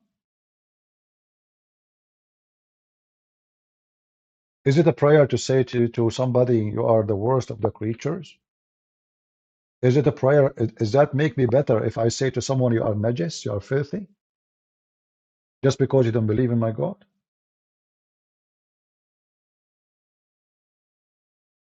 This is Quran. I don't mind, by the way, if they say this is metaphorical way, right? Like, because you don't follow God, you will go, but Islam doesn't mean that. There's no metaphorical in the story. The Muslim, they believe in it for real. As an example, Muslim, they call Jews pigs and monkeys, and they call the Christians pigs and monkeys. And they believe really that they are pigs and monkeys. Why? Because the stupid Quran says Allah, he made them pigs and monkeys.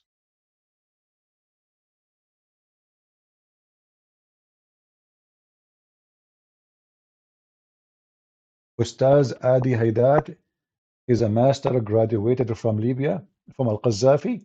That means he was worshipping Al-Qaddafi, the green book, not Allah.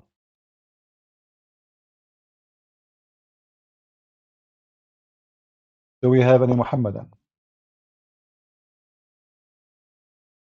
Well, mumkin. So we can do salat better, focus for salat. The salat can control or can prevent us from fahsha and munkar, doing something. How focusing in 5-minute prayer will make you prevent you from fahsha?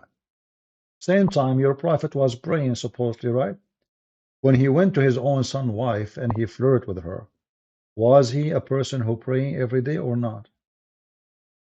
When a woman, she walked by your prophet and he looked at her ass until his penis becomes so excited, excuse my language, was your prophet praying in that day? Or he was not? Is it permitted for a Muslim to look at a woman she is walking by to the point you keep looking, staring in a sexual way until you cannot handle yourself? Guys, are you with me? Do you see how they lie about what Salah can do? This is your prophet. Maybe you are saying to me that your prophet Salah was fake. Or maybe you are saying to me your prayer is better than your prophet. So if a prayer of a Muslim prevent him from doing what you call fahisha, well, is it fahisha? Is it bad? A woman walk by, she did not do anything. She's not wearing bikini. This is a Muslim woman. You see? And this is another lie about the dress. The dress code of Islam. They say to you the burqa, here we go, the women wearing burqa. The woman, she is not going naked in the street. She did not do anything wrong. She is not dancing. She is not doing anything. She is not wearing jeans. She is not wearing short. Okay, what make Muhammad go so horny to the point he cannot wait? And the story is so clear. Look at the chapter name. Chapter recommendation to the one who sees a woman and he is attracted to her. Do you see it? So Muhammad was attracted to who? To a woman he sees. So all your fasting is a fraud, and all your prayer is a fraud. The man, he have 13 wives, he have hundreds of sex slaves, and now yet a woman walking by, Muhammad, he want to jump on the goat. And then the filthy Muhammad, which additional proof that he is a scumbag, he claimed that the woman is the devil, not him. But the women did nothing. Look what he said. The women advance and retires in the shape of the devil. But what the women did? Nothing.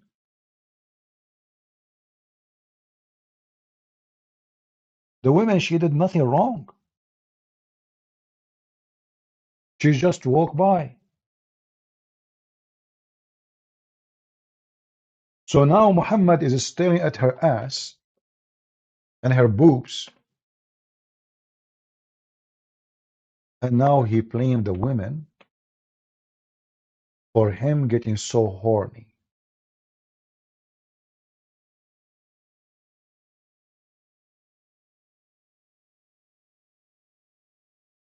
Can you believe it? So we molest the women with our eyes. This is nothing but molestation, you know, and the molestation by looking.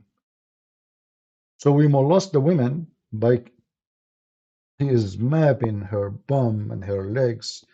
She is moving. Oh man, look at this. And you know, and the Prophet Muhammad is a very decent man. He is just enjoying every inch of her body looking. Because a prayer, friend, prayer prevent you from doing wrong. Do you see how the prayer of Islam prevent you from doing wrong? I'm really convinced. All right, obviously we have a Christian here.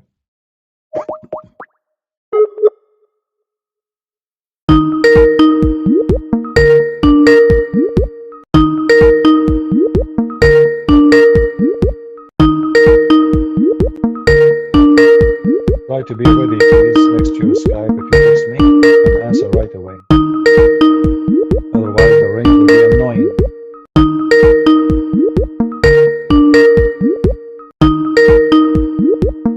Okay, well, I mean, why you are not answering?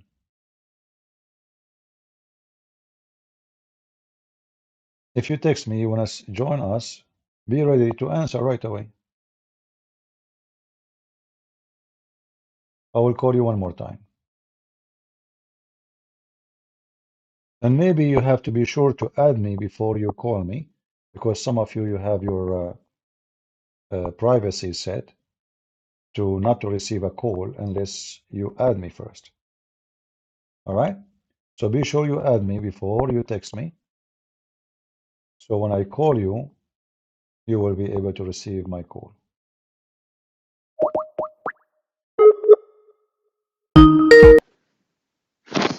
Hello. Hello? Hi, CP. How are you?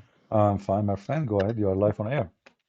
Yeah, hi. Yeah, we spoke a while ago about my cousin that was thinking about joining Islam.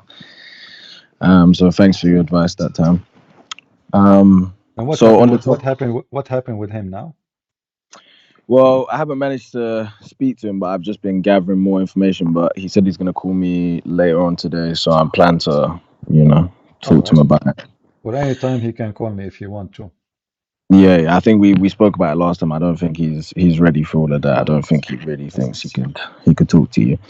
But on the topic, you were talking about earlier about or maybe I've misheard. Maybe it was another day, but you were talking about Muhammad being bewitched and all of this stuff, and there's so many reasons why, according to Muslims, he really shouldn't have been able to be, bewitched. The dates, um, and obviously the fact that, what was it? Zachariah said, just read the Quran, but he's literally the one giving the Quran. So how could the one that's reciting the Quran or having it given to him the first time be the one that could be bewitched? So it doesn't really make sense how he could actually fall victim to any kind of just regular human magic, let alone Satan or anything like that. Not only that, the Quran make a promise. Allah, He made a promise that Allah He protect Muhammad Yeah, from the of harm. course. So, what is the protection? The promise. Yeah, that it never makes sense, because not only did he not protect him from bewitching, couldn't protect him from poison, and the goat story, the sheep story where they ate the sheep, that one really had me laughing the other day, because the sheep wakes up in the middle after everybody's already eaten to say, yo, don't eat me. And it's like, why couldn't he wake up 2 seconds before that to say, hey. So yeah, that story doesn't even make sense. No, And even the if you ending of it, remember, the Sheikh he said that the goat is cooked well done. well done. Yeah, and now supposedly Allah, what does that mean? Allah want to save him, right? Okay, Yeah. so you want to save him, and then he die. I mean, that's mean Allah Yeah. could not do it. And same time, Uh-huh. not only this, there's more into the story. Yeah. If Muhammad, as a result, the guy in the video, he says, as a result, Muhammad, he died, right? Hmm. Hmm. Okay, so Allah could not save him. No, and he said that he became a martyr, but really Exactly. He the said he story is became a that the shaheed. Yeah, Jewish woman says that, oh, if yeah. you're a false prophet, you will die, and it will be a blessing to humanity if you do die. But if you're from God, he'll save you. And he's like, yeah, my God will save me, and he didn't. No, no, So for that's me, the not only two that. He said, points. no, he said, Allah will not allow you to do that. Yeah, yeah, To yeah, do what? To and kill just him, right? To harm him. Yeah. yeah. And, And it's funny because I think the only prophecies or the only things that I've ever seen really actually come true from the Quran are two things that obviously just bust apart the Quran. The bit where Allah says that if there's any contradictions, then obviously this book doesn't come from God, and obviously we find multiple contradictions, but also the fact that if he's a false prophet, things like that shouldn't affect him, and even he thinks that, and then suddenly it does affect him. So it's either that Allah is Satan, either he was making it up. In my opinion, there's only two options. One, he was just making it up as he went along. There's no kind of spirit, no, not even a demon, not a devil, nothing, just him making it up, and therefore that's why none of these protections ever actually protect him. Or this is the devil who likes to say things openly. The devil likes to say things and see if you catch him. So he'll say something like, if this book doesn't come from God, you'll find contradictions in it, and then you find multiple contradictions in it. Or he promises somebody protection, but his protection really means nothing. we can say the devil is not perfectly smart. Hmm. Yeah. So he did not Um, make a perfect book. But you see, yeah. actually, about if this book is not made from God, you Hmm. will, my book, I have my book. Does that mean I'm God? I don't have any contradiction. That's a very even silly idea. So Yeah, for if a sure. book does not have contradiction, that is from Hmm. God. Since Uh-huh. when? Yeah, because there's plenty of books and thesis out there that they're not perfect, as in perfect grammar or whatever, but the ideas that they present, they haven't been challenged, or as far as we know, or Yeah, if they they're have contradiction, they will not pass. yeah. And the other thing that I wanted to talk to you about, which is kind of a little bit off topic, but the other day you were talking to a Ghanaian, and I'm Nigerian, and he was talking about how in Ghana, they have a very small population of Muslims, but they're basically in every single village, and they basically have their own sub villages, and they basically try and take over. They tell the indigenous people how to live and X, Y, and Z. And he was saying also that he sees what's going on in Nigeria, which Mm. that's one thing I wanted to say to you, is that I know obviously you're aware of Boko Haram and stuff. But Nigeria has the highest population of Muslims in Africa. It's 80 million Muslims, which is even higher than Egypt and places like that. And I think that it would serve a lot of Nigerian Muslims and just Nigerians in general if you were to make a video on Boko Haram, because there's not that much information out there. When you go to Wikipedia that tells you about all of the Islamic terrorist attacks that happen across the world, Boko Haram is not on there at any point, not a single attack, even though they're some of the highest casualty numbers out there. Yeah. And you know, Nigerians know how bad Boko Haram is, but not necessarily everybody else knows. And I also think that Nigerian Muslims, they hear about Boko Haram, you know, on the news and stuff, but they don't, obviously because they're Muslim, they don't want to think it's anything to do with Islam. And I think maybe a video on that or that kind of topic, you'd get a lot of Nigerian Muslims and Nigerian Christians as well We who'd will be try. very We will interested in try. that. Yeah, usually I focus on the biggest terrorist, Muhammad, because you know Yeah. what the Muslim they do. You speak Hmm. about Al Qaeda, they say to you, this is not Islam. Yeah, they're You not speak about Muslims. ISIS, this is Islam. Yeah. So, but Mhm. when you speak about Muhammad, can they say this is not Islam? No. You know? No, and I agree with that because I'm sure if you start talking about Boko Haram, you'll have all kind of Muslims from around the world, Arab Muslims mainly, saying, "Well, you know, these are obviously not Muslims." Because I've noticed also that Arab Muslims tend to think that they're the perfect Muslims, and everybody else is kind of just, you know, following it for the sake of following it. They don't respect them the same way that they respect, you know, Arab Muslims. They think that they're the highest level. So I'm sure that they'll just say Boko Haram are confused. They don't know what they're doing and blah, blah, blah. But we all know that that's not true at all because they're quoting the same Quran.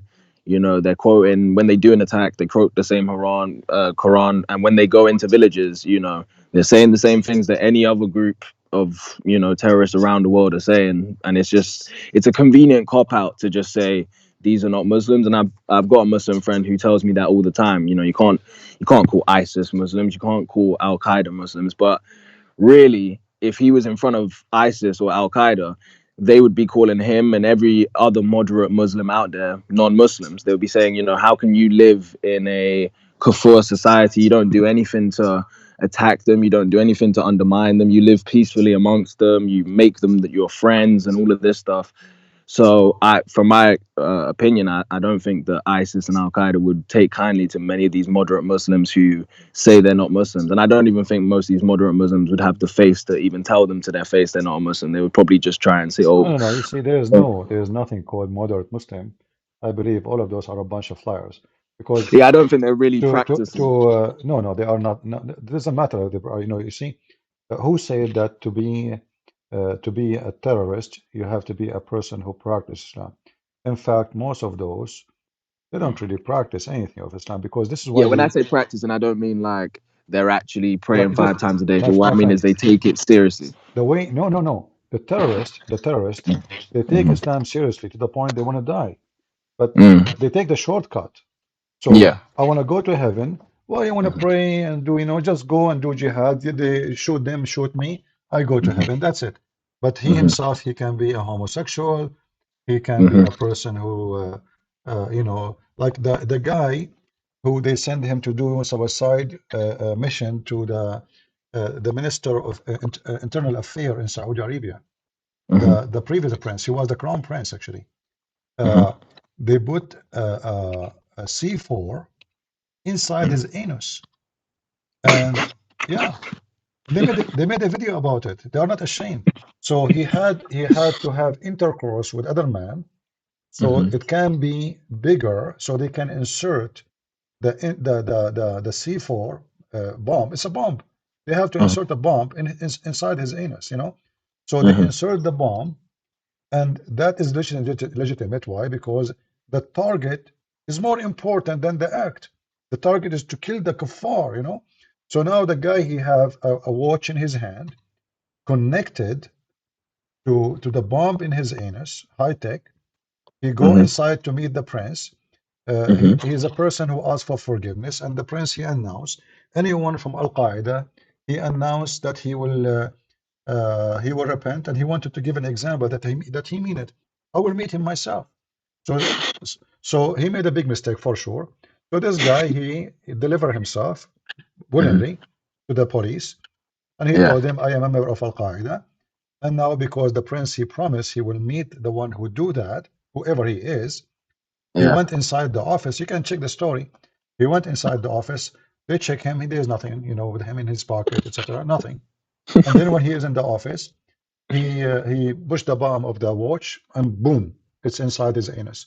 So the prince was burned, heavily burned. You know, like he disappeared from being seen in public for more than 2 years. And until now, he cannot even you know, like act properly because the burning was severe. Mhm. And you can imagine this mujahid, his shit will be all over the roof. Uh, yeah, but this is for them a real Muslim. Muslims Real always they honor. justify the way they do things. Like, you Mm. know, the hadith we showed you, if you say in the name of Allah, Bismillah wa bihamdi 100 times, right? Yeah. So here we go, I go to heaven, even if I sin. So every Hmm. Muslim, he have, let us say, Islam is like a tree of sin, and Hmm. each one he grab the apple he like. Yeah. So one he say, I'm not going to pray, I'm going to say this. The Prophet he said, if you do this, your sin is forgiven. I will do it. The other guy he Yeah, says, it's so different to our. They always say that it's like, I've seen Muhammad Hijab say that, the only difference between Christianity and Islam is the Trinity, which is just complete and utter nonsense. In Islam you can earn your way to heaven. You can do deeds, you can give charity, you can do all of these things, you can do dawah, you can evangelize people to Islam, you can do multiple things that get you closer to paradise. But really, that's not how Christianity works in the slightest at all. It's, belief in Jesus Christ as the Lord and Savior. That's the only way to get to the Father, is through him. But they believe that, humanly works can get you close to God. And it's just funny to me that even Muhammad in his dying days is telling them, I don't know where you're going, I don't know where I'm going. And it's like, how on earth do you expect me to follow this man, 1400 years later, where it's like he doesn't know where he's going, and he was supposedly the best of the best, talking to God all the time, and talking to Moses, talking to Jesus, talking to all of these people, and then at the last day he doesn't know where he's going. It's like, I just can't. I really can't follow something like that. yeah. Anyway, thank you, my friend. And by the way, for us as a Hmm. Christians, yes, we are saved by Jesus, but Hmm. some Christians, they try to do the same as Muslim. They say we are only saved by the grace. Well, Hmm. we are saved by the grace, yes, but Hmm. what the Bible is so clear, Hmm. where it says, faith without work is a dead faith. Hmm. So don't, and this is my message to the Christians, don't think that you will Hmm. be saved just because you said, I believe in Jesus, and then you do nothing. You commit sin, Yeah. you kill, you Yeah. rape, you You are have a to child live like you molester. believe in it. Yeah, that is false. Hmm. So we are saved by the grace of God, for sure, because we don't even deserve it, because Hmm. none of us Yeah. is good enough to We're be all there. sinners. Yeah. Yeah, but that does not mean that That you can keep sinning and just on the last day exactly. say, That's yeah, why I Jesus said, yeah. Hmm. not everyone says to me, Lord, Lord, will enter the kingdom of my Father, but the one who does his will. Because Muslim, they will say, see, they are saying they are saved by the grace of Jesus, of God.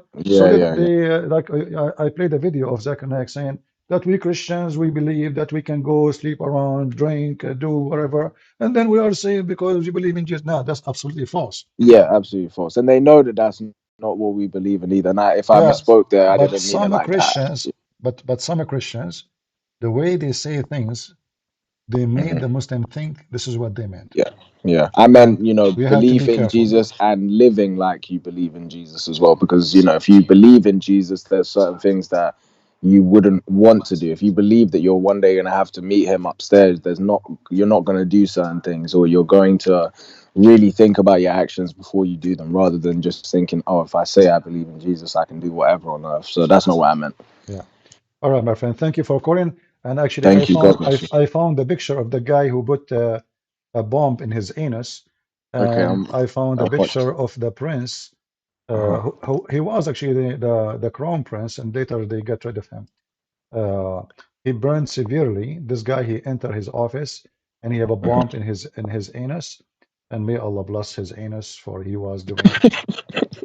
anus jihad. You know, this is the anus. May Allah receive his anus immediately. You know. Yeah. Yeah. Oh, All and right. also CP, that guy, the one that called you the other night, the Russian guy. I don't know if he's Russian, but he sounded like Russian or Chechen, something like that. Yeah.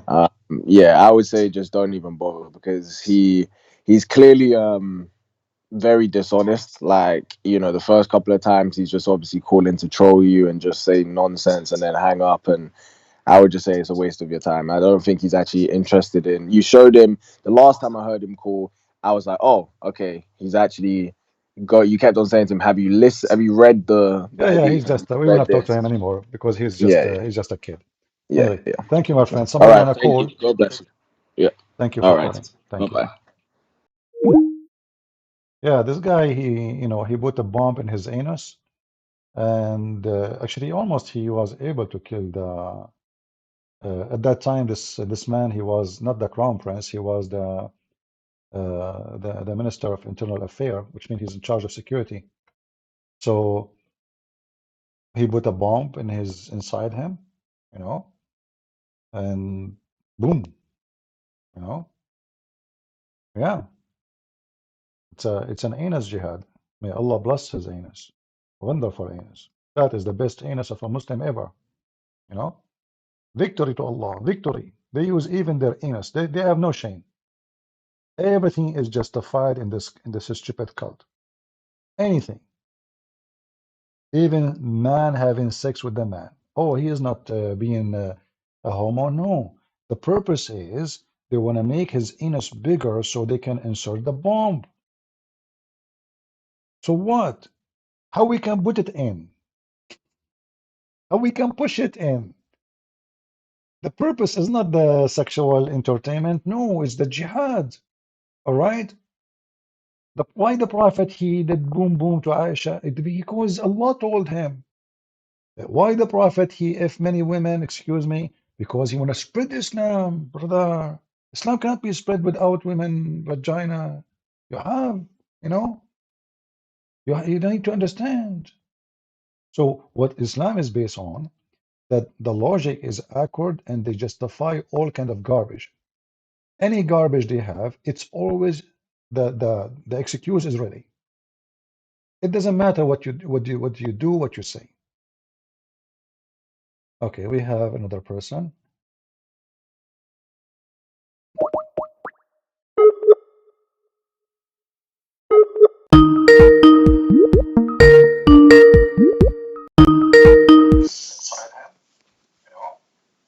Hello?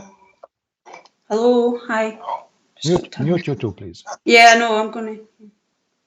Right. Hi. Can I ask you about fasting? I know our fasting is the way Christians fast is completely from the Muslim. But see, when I hear you speaking about fasting, it seems to like, correct me if I'm wrong, come easy to you, and I want to be able to do this year fasting more, but I find it difficult. I don't know why. I don't understand what. Like, to fast. When I hear you speaking about The it, Shia, you are saying the Shia? fasting, Okay, who is you're talking about who? The Shia or the Christians? us Christians, I Oh, okay. know All right. the Muslim fasting is not fasting. We all know that, right? Yeah, John. But for us, I've heard you speak about fasting, and it would seem that you can do it easy. I don't find it that easy to do. It is because there is no fasting. You know, the fasting just appearance of fasting, but in reality, uh, have nothing to do with fasting. At the same time, the most important fasting is fasting from desire, not fasting from eating a From sandwich. food, right? Yeah. Yeah, Well, I can do that. I mean, Desire, the food. desire I actually whatever it meant is, not food. only food, not only food. It can be the Right. food, Yeah. but fasting is the base of it is you controlling yourself from any addiction, whatever your addiction Right. is. Yeah. So All right. Oh, in okay. So I'm doing okay. So I'm beating myself up then. I'm actually doing okay. I was talking more about the food. Not that I eat a lot, but I mean, you know, to give your body over to not eating and to, you know, give into that. I just find when you speak about it, I'm like, God, he must be really good at it. I can't do what he's talking about.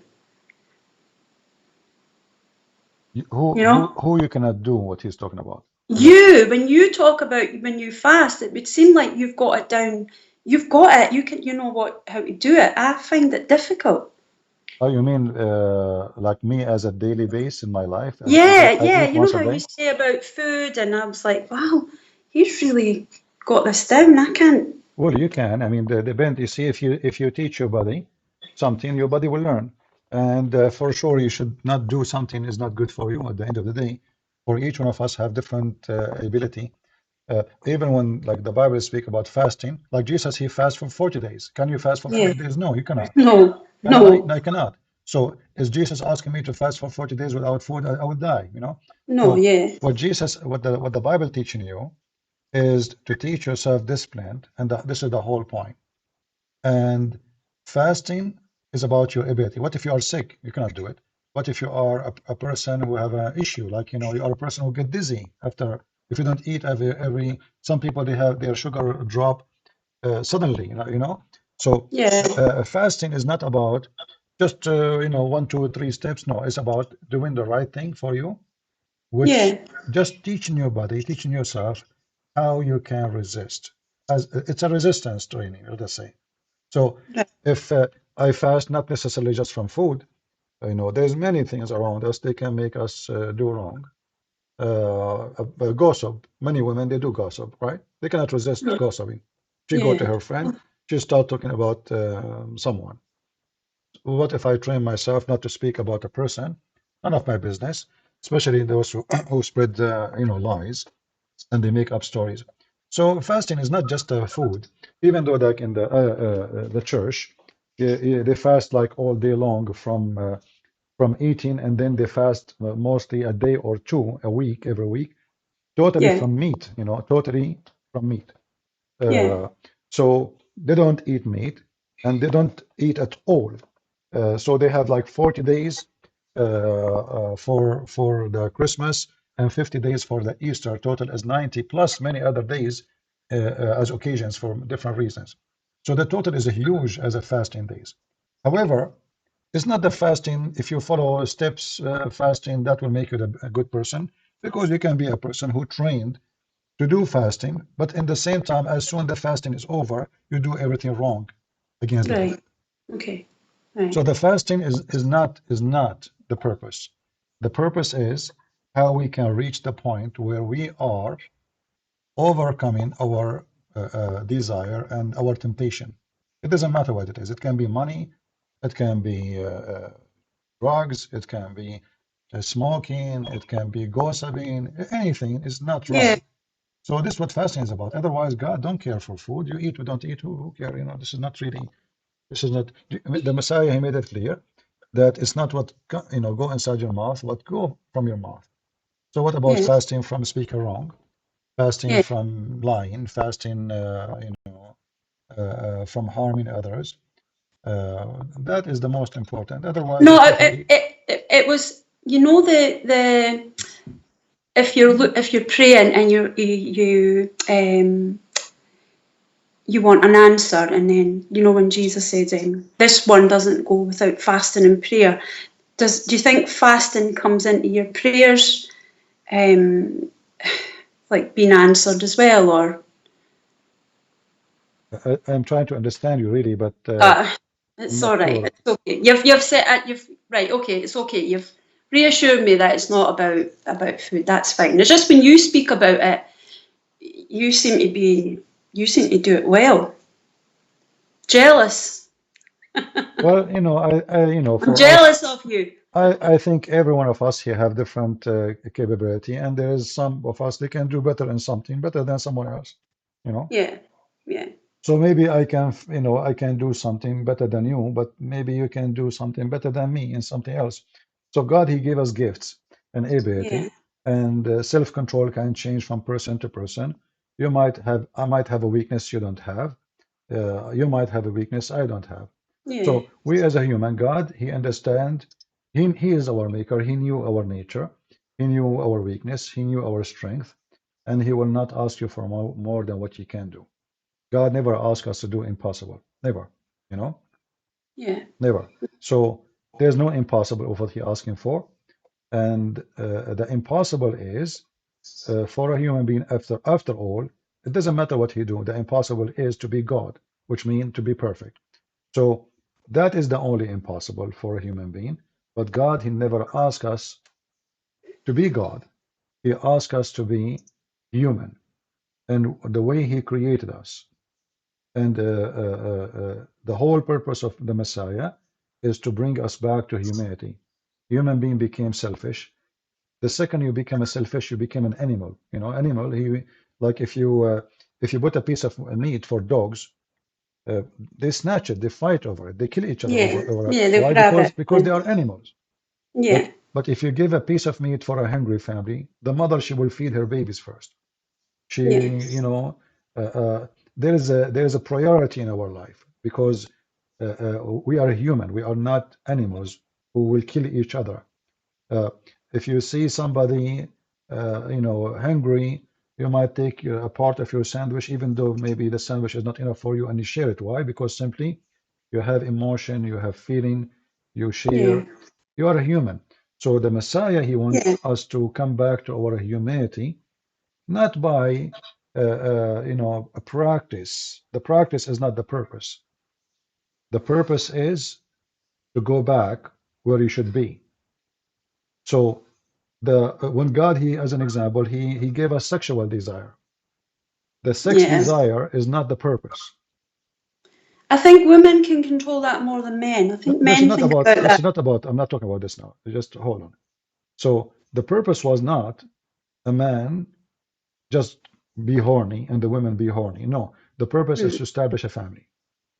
The Yeah, purpose yeah, is if a man and women they don't like to do such a thing, they will not do it. If there's no joy in it, they will not do it. So, but then a human being, he starts using that joy for the wrong reason. yeah. It's not for family no more. It's just This abuse. for the sake Yeah. of the sex itself. So Hmm. so always there is something there. We can abuse the same as food. We can enjoy Yeah. food. God Hmm. gave us a pleasure of eating, right? And Hmm. to enjoy taste, to enjoy feeling good, to give us energy. So God created us in such a way. But we should not worship food and we become addicted to food. So So fasting is about how I can refrain myself from being a slave of something else. It's against slavery. That's why in the Bible it says that when they asked Jesus, this woman, she will be the wife of whom when she go to heaven? He said that he and she, they will not get married. They will be the same as angels. Why? Because what he mean by the same as angels? The Messiah, he free us from our needs. We are slaves of our needs. We need to sleep. hmm. We need to eat. Sex is need. Yeah. Money is need. Everything is need. And then in the process of receiving those needs or try to approach them, we commit sin. So with the Messiah, we are free from our needs. The Messiah is a revolutionary savior against slavery. And the first slavery we meet in our life, we are slaves of our need. This is why in our heaven, we don't have the food and the drink and the money and the gold and silver and sex and men and women like Muhammad, because that Yeah. will make you more slave into your needs. In Yeah. Christianity, That heaven sounds awful. yeah, Yeah. that heaven is a heaven of a slavery. You are more in need. That Yeah. with Jesus, There's more sex there than is yeah, here. everything, even Yeah. food. That He promised you even your house, a brick made of gold, a brick made of silver. Who care about gold and silver in heaven? No. Why No, our like you said. Yeah, or when Muhammad he promised a man he will be 10 times more rich than any king. What king? Is that heaven or we are in Las Vegas, Yeah. What are you Yeah. talking about? So in Christianity, being rich and being poor is not what make you happy. is being with God and living as Yeah. angel with God, free from your needs, living eternity in happiness. So if God, who made me enjoy eating a sandwich and give me a joy in my tongue so I can taste food, can't God create a better joy for me without that tongue and without that food? For sure he can. The one who gave me the first joy, he can give me way better joy, have nothing to do with sex and food. Those things we knew after Yeah. we received them, not before. So Yeah. the heaven is going to be different heaven, and we are going back to fasting. We fast from the bad so we can receive what is the good is coming. Yeah. Just were you saying like faith without works is dead? And I thought, I wonder if I should be doing this more. How can I not? How am I not strong enough to do this? No, I'm sure you can. I mean, because simply, why do you hate your neighbor? No. Okay, do you love to help somebody is needy? Yeah. Yeah. So I Yeah. mean, that's what we are talking about. You know, Right. Okay. Right. Yeah. We've made it clear. It's not about food. It's I shouldn't. So, um, thank you, because basically you're saying I have to stop beating myself up. I'm not perfect. It's not about food. I'm doing what I nobody, can, and my sister, nobody is perfect. Who said to you I'm perfect? yeah. I'm the last No. one to be. I'm a guy who walk and he have a gun with him all the time. So what perfect? So, so this is not about being perfect. This is Yeah. about being, you try your best to be Christian and Hmm. like,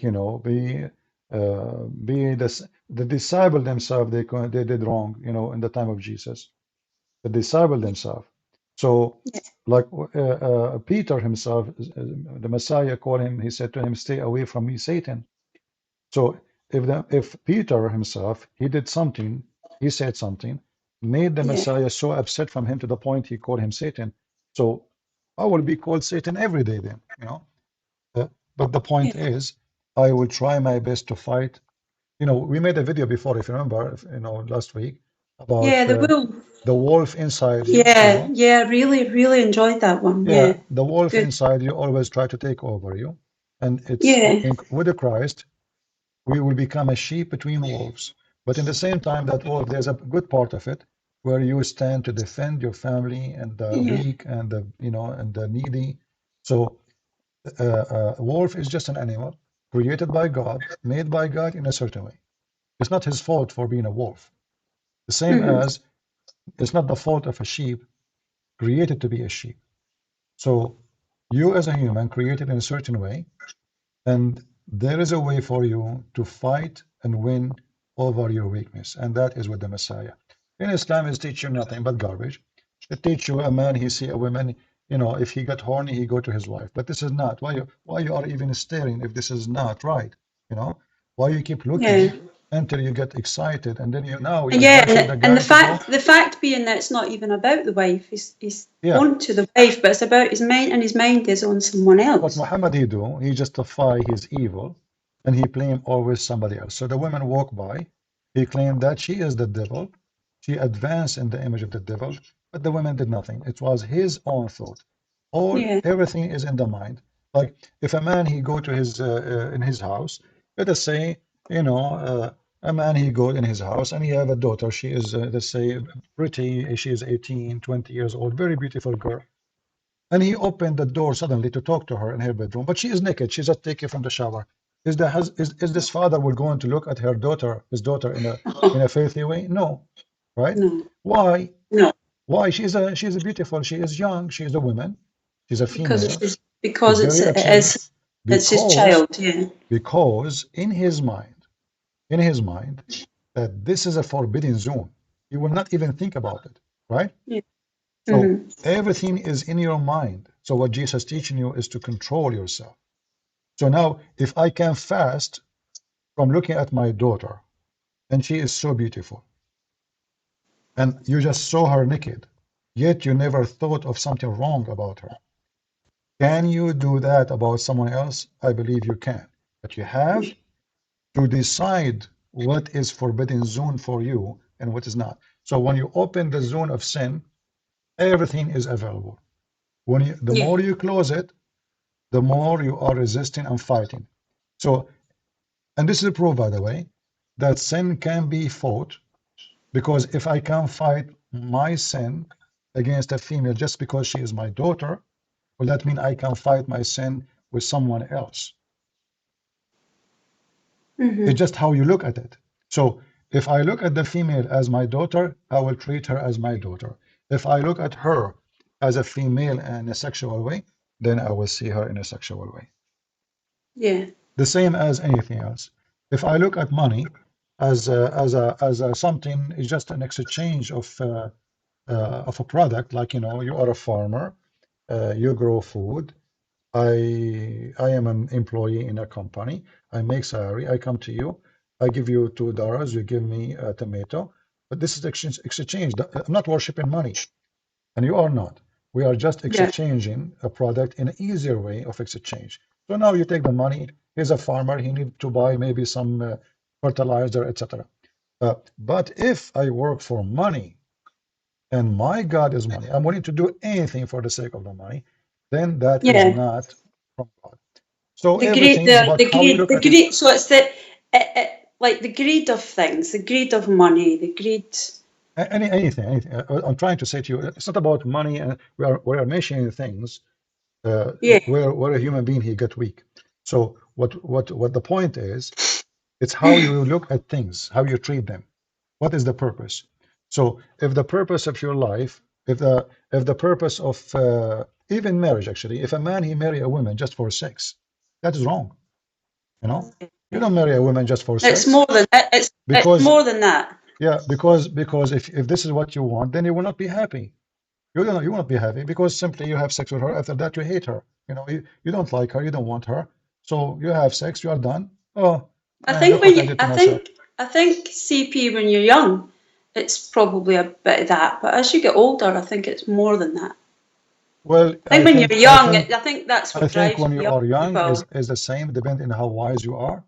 We should not be driven by foolishness. We should be driven by wisdom, and God, He gave us wisdom. So this is why in Christianity it teaches love between wife and husband.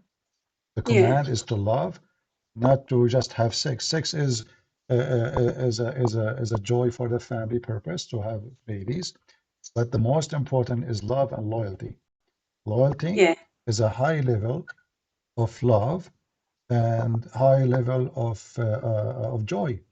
You know, when two human they are so loyal to each other, you can trust, you can turn your back, you can sleep, you can give your money, you can share your life. It's a different joy. But if we live in a society where nobody trusts anybody, then that is really disgusting. There's no joy. You know, if I go in the airport and oh, there is only empty chair, but now if I go to buy a sandwich, I have to carry all the stuff with me, and I have to carry my bags because I cannot trust leave it there. But if I have a trust of everybody in the airport that nobody is a thief, then I will enjoy my life. I can go and buy the sandwich and come back. I can go to the bathroom and come back. But because I cannot enjoy the trust, I am worried. So trust bring comfort, bring joy, bring a different level of life. And when we don't have the trust, we lose it. And the whole society is based on trust. The son, he trusts his mother. If the son, he cannot trust his mother, he will trust whom? The father, he trusts his son. He trusts his wife. So if the inside the family is corruption, then the whole society is corrupt. And that's what Muhammad taught. Muhammad, he taught that the man, he can lie to his wife, and the wife lie to her husband. So it's a lack of love. Really. Yeah. So not only this, I mean, so we pray 5 times a day, but I lie to my wife. You know, what is the purpose of this prayer if now I'm lying to my wife and the wife lying to her husband? So obviously my prayer was just, you know, a practice of ritual, no spirituality and no meaning. Yeah. All right, sister. Thank you for calling, and God bless you. Thank you. All Bye. right. Bye-bye. Bye.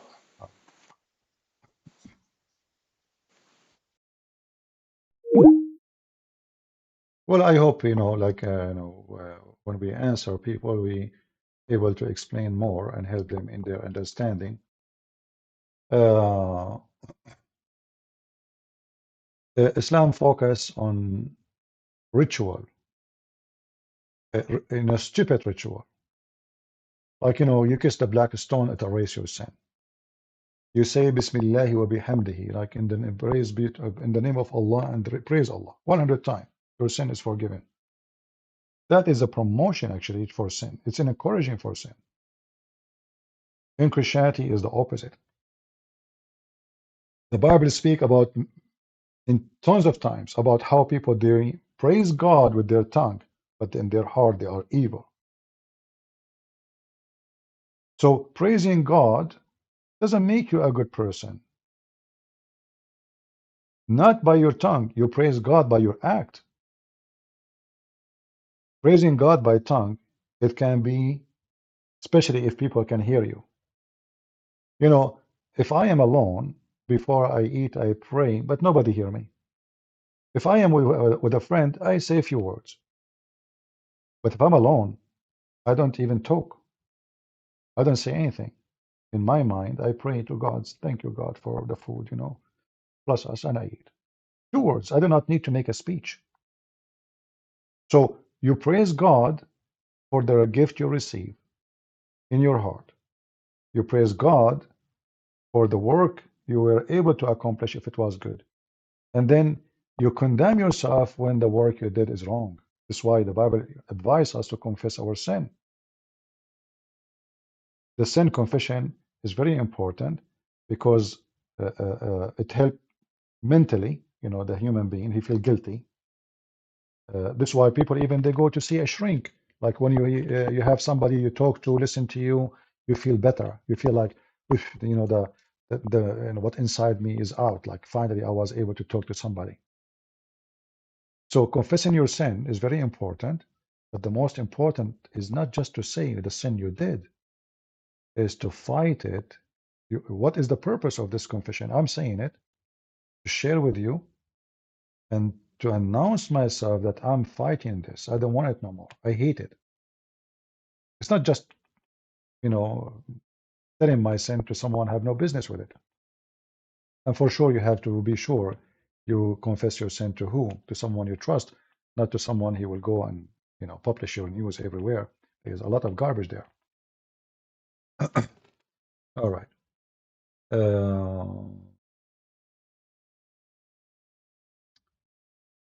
Do we have any Muhammadan would like to join us?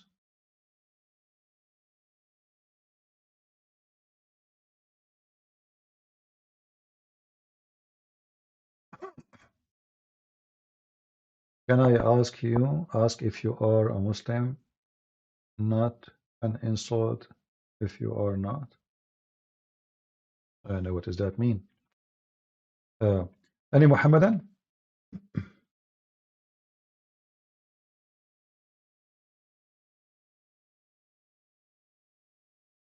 All right, let us call there is somebody who I talk to.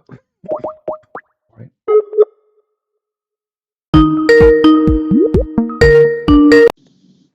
Hey,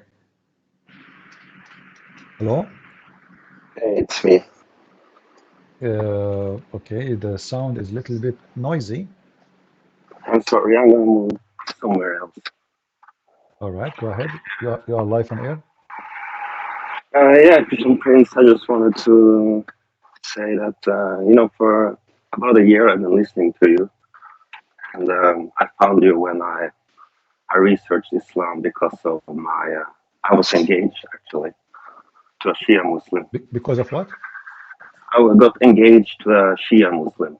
Oh, and And why, can I ask you why you did that? Why, I mean, if you are a Christian, why in the world you want to engage to someone she is not from your belief? yeah, that's a good question. You could say that I was clouded by love and also being a lukewarm Christian, as they say, not like practicing properly.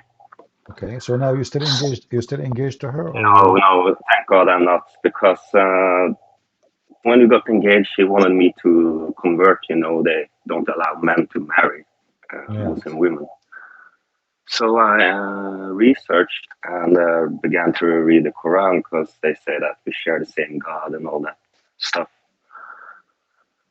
And I quickly found out like this is not a God of love at all from the Quran and the Hadiths and the scholars. I couldn't believe that she actually wanted me to convert where I can, beat her and decide where and when she goes out of the house and all that stuff. And I asked her like about this stuff, and like many other Muslims, they just decide and pick and cherry pick like what they believe and want to follow. And just like say, okay, I want this and not that. And then I found your videos and asked her about it, and she was like, "No, you have to do this and not that." Like very cherry picking. Hmm. And that's the thing with most Muslims. Like when you debate them, they just decide like, "No, we don't. That's not true." And even though it says like clearly, they say that's not in the Yeah, Quran. they deny, but we can prove it easy that their denial does not change anything. Right. So when you debate Muslims, it's better to just let them talk, and they will set themselves into a corner Yeah. eventually. But they're always like sneaky. So, anyways, that didn't go well. That relationship ended, and I began watching more your videos, and it led me much closer to God today. So I quit like all the stuff that I was doing before. So now I'm much better in that regard. Well, I'm And happy also I for you, have my friend. some, thank you. And also I have some girlfriends, just friends. And I'm from Norway, and we have a lot of Muslims here, and it's a very leftist country, so they're very tolerant to Islam and all that stuff. And what scares me is like one of my friends, she got to know just like me, a Muslim and a Turkish one, and she was beginning to lean into the religion, and I tried to warn her about it, like showing her from the Quran and all that stuff. But when someone like me mentions stuff or criticizes Islam, they just call me Islamophobe and racist and all that. So I bought her two of your books actually, the Sex and Allah one, and gave it to her for Christmas. And after reading that, she decided not to go ahead further with that, and she actually opens up more to Christianity now. So that Mhm. helped. Well, it sounds good. They try to frame us with titles like Islamophobe, but the fact the one who have a phobia is the Muslims. They have phobia from pork, they have phobia from the Jews, they have phobia from the Hindus, they have phobia from cartoon, they have phobia from everything. And yet they claim that we are the phobe. You know, they have phobia from the Bible, from the cross, from anything. I mean, this is the religion of phobia, and yet they call us Yeah, Islamophobe. they love to paint themselves as the victim, like they incite violence or like conflict, and they agitate you until you fight back, and then they cry and say, "No, look at me, poor me," and they cry about it. It's their tactics always to be the victim. Yeah. Well, thank you very much, my friend, for calling, and we hope that I Siri just will want to say find one more thing. all Can I, right. Okay. can I say one more thing? It's for the audience actually. Um, be sure to like this is not only entertainment, so this is educational also. So take notes so you know when to, how to engage and debate Muslims because we have to expose them and point out the hypocrisy everywhere. And also, since Christian Prince can't, publish on YouTube anymore, I think it's up to us to also help by clipping the videos and put it out there because more people need to know the truth. Exactly. Well, thank you very much for the advice. Thanks, bye bye. Thank you. God bless. Bye-bye. Yeah, we can go on YouTube actually. Still, I have my other channel, but this YouTube thing is getting nothing but a stress. Every day I have to look like, is my video there? Like if I leave it for 24 hours, did they strike it? Did they take it down?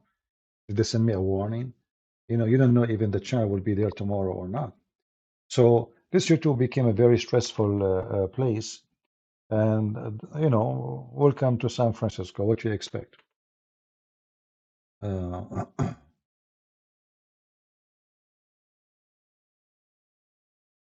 All right. Do we have any Muhammadan would like to join us?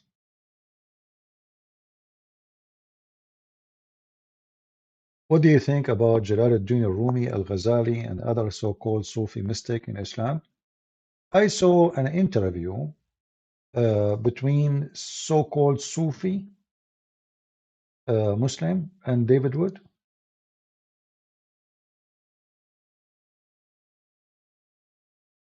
And I watched part of it.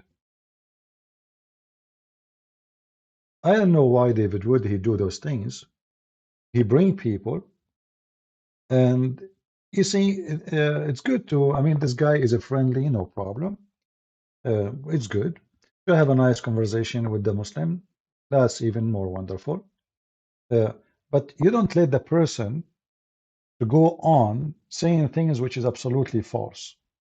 So what this guy he present himself that he is against having more than one wife. He is against beating a wife. He is, the Sufi are not like the Salafi. This all is false. Go check out how many wives Qadarov he have. Go check out how many Erdogani. I mean, all the Muslim Salafi, Sufi, they have many wives. What this guy is talking about? So we bring a guy, and he starts saying things which is absolutely far away from what they believe. Like the way the interview, if you watch it, it sounds like, those Sufi are nice, friendly people. They don't harm. They don't. Those are the most aggressive criminal in the history of Islam. How many Armenian, the Sufi mystic they killed? How many Assyrian? How many Syrian? How many Iraqi? So we bring a guy, and he, the guy is a friendly, and then you see the comment. The comment is so positive about how wonderful the Sufi. But the reality is the opposite. Like that David would say, oh, but you know what, Sufi, they did this and this. Actually, the guy himself, he mentioned Salahuddin. Salahuddin is the biggest rapist in history. He mentioned Salahuddin as one of those Sufi. What is this? So we bring a guy, he pure his lies all over the place.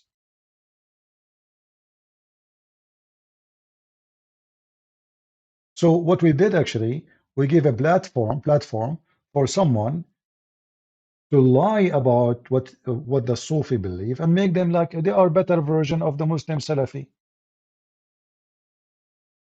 But reality is Salafi and Sufi is the same. The difference is Sufi is a religion established, or let us say a movement established by a whore. Salafi, they claim that they are the one who is following the true Islam, but both of them, they are following the same. Do those people believe in beating wives? He said, I saw in his interview, that his wife says, and he mentioned how, like in a funny way, how his dad, he say it. He says, two wife is bad life, right? Two wives is bad life. What does have to do with this? Is that what this Sufi believe, or this what his dad? Maybe his dad is poor, but that is not the Sufi. The Sufi believe in many wives. They like to have many wives. They practice Islam the way it is. They beat women.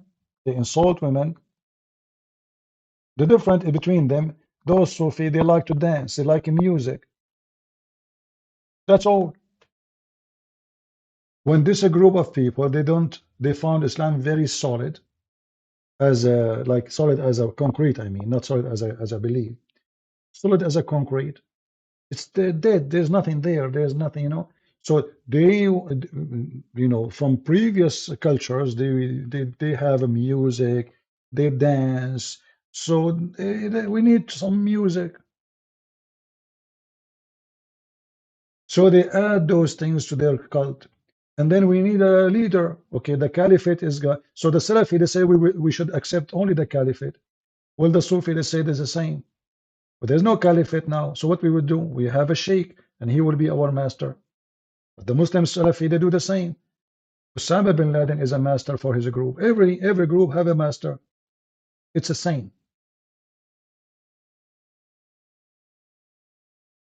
So when they present something to you in those interview, Christians, sadly, they promote lies without knowing. Like if this guy is talking to me, I will say to him, hold on, what are you talking about? You are the same. Okay, you said your dad is against having multiple wives, but is that what the Sufi teach? Are you against the Quran? Isn't it the Quran say? So, you know, we put words between the lines and we make ourselves look different. But in reality, Sufi are more aggressive. Is Qadarov and the Shishan are friendly Muslims? What this guy is talking about? Yeah? What they are talking about? So they, you know, the interview, all of it present like, okay, oh wow, those Sufi are really people of philosophy, and they have a different level of understanding, are respecting others. This is not the case. This is not the case. There is nothing called Islamic mystic and not mystic. It's just, you know, words. They are empty words. They are just empty words. They have no meaning. All Muslims, they believe in the same garbage. There was a program of Ahmadiyya in Arabic. So I made a video. In the program, they were talking about beating wives. Ahmadiyya in Arabic teaching that beating wife is the right thing.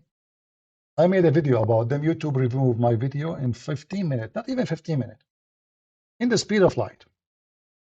If you speak to Ahmadiyya, they try to present themselves that they are different. We are really not the same, you know. Ahmadiyya are very friendly Muslims, but this is only when they are a minority between the majority. When Ahmadiyya is the majority, they will kill you. When Ahmadiyya is the minority, and this is the case for all Islamic sects. So when a Shia are living in Egypt, the Shia, they have no voice and they are victims of discrimination.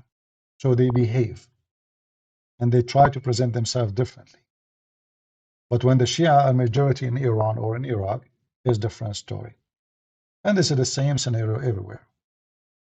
So Sufi is no different. All those names you hear from time to time, they hate each other, yes. They are very much divided. But at the end of the day, all of them, they agree with certain things. Violence, hatred, and enmity to non-Muslims. All of them. You will not find one of them. Don't believe in that. So this interview, I found it very funny and very silly and present nothing of truth. Absolutely nothing of truth. And you know, like when this guy, he mentioned Salah ad-Din, shouldn't David Wood ask him, okay, tell us about Salah ad-Din. He was a good Sufi. Salah ad-Din, he slaughtered tons of Christians. He was a rapist. He was a criminal. You know, what is Salah ad-Din? You know, people, they reach their history from TV. Like there's a Western movie about Salah ad-Din and the Crusade. All the movie is false. Not a single incident in the movie is true.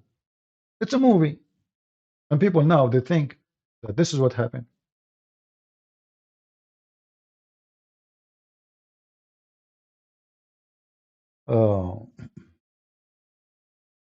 I wondered if there is any reason, anything in the Quran, Hadith on the reason why Jesus appeared on the cross. You mean if it's appear or the reason? I don't know. What do you mean? I wonder if there is anything in the Quran, Hadith on the reason why Jesus appeared on the cross. So you mean why he is not in the cross, but it appeared? Because Allah, he wanted to save him, supposedly. Allah wanted to save him. However, Muhammad, he took that from you know, there is a kind of gospels we Christians we don't accept. They are fabricated. They are written long after Jesus. They call them the what they call them in English? I forgot the word. So those Bibles they speak because Jesus, he is Son of God. Well, there's no way that the Father will let him on the cross. So most likely he made this is the appearance of Jesus. So Muhammad he copied those stories from those false books. But at the same time, the stupid Muhammad he forgot that those people they don't believe that Jesus is nobody. They believe still Jesus is God. But because he's God, there's no way the Father will let it happen and he will be in the cross. Obviously, he made someone look like him. This was an understanding of some, but this is false. Muhammad, he took it, he put it in his book. But by adopting that idea, he made a big poop. Why? Because now the biggest question we ask Muslims, why Allah did not save Muhammad from the poison which is given to him by a Jew, but Allah he saved so-called Isa from the Jews, same people. Why he don't want to save Muhammad, but he saved Isa?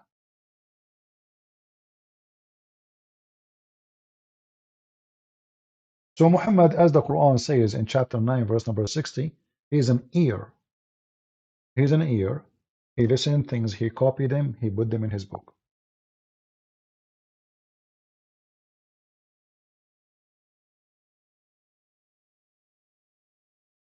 Do we have any Muhammadan? Don't forget to subscribe. And if you are a Muslim, please feel free to call us. We will be happy to have you. And we encourage Muslims actually to debunk what we say. They don't dare. You see, I wonder actually why even Muslims they line up to talk there, but nobody wanna come here. Because there they can survive. Here they have no place. There is a friendly conversation. It's a chocolate, coffee shop. You say whatever you want. I say whatever I want. We laugh, you laugh. There's nothing serious. When I listened to it, I was like, what? This is really what Sufi is about? That's it?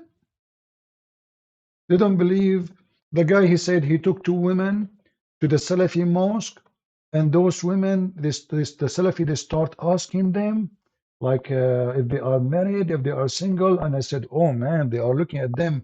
So now he is the Sufi. They don't do that? They don't? The Salafi, they do that? The Sufi, they don't? Really? Are you serious?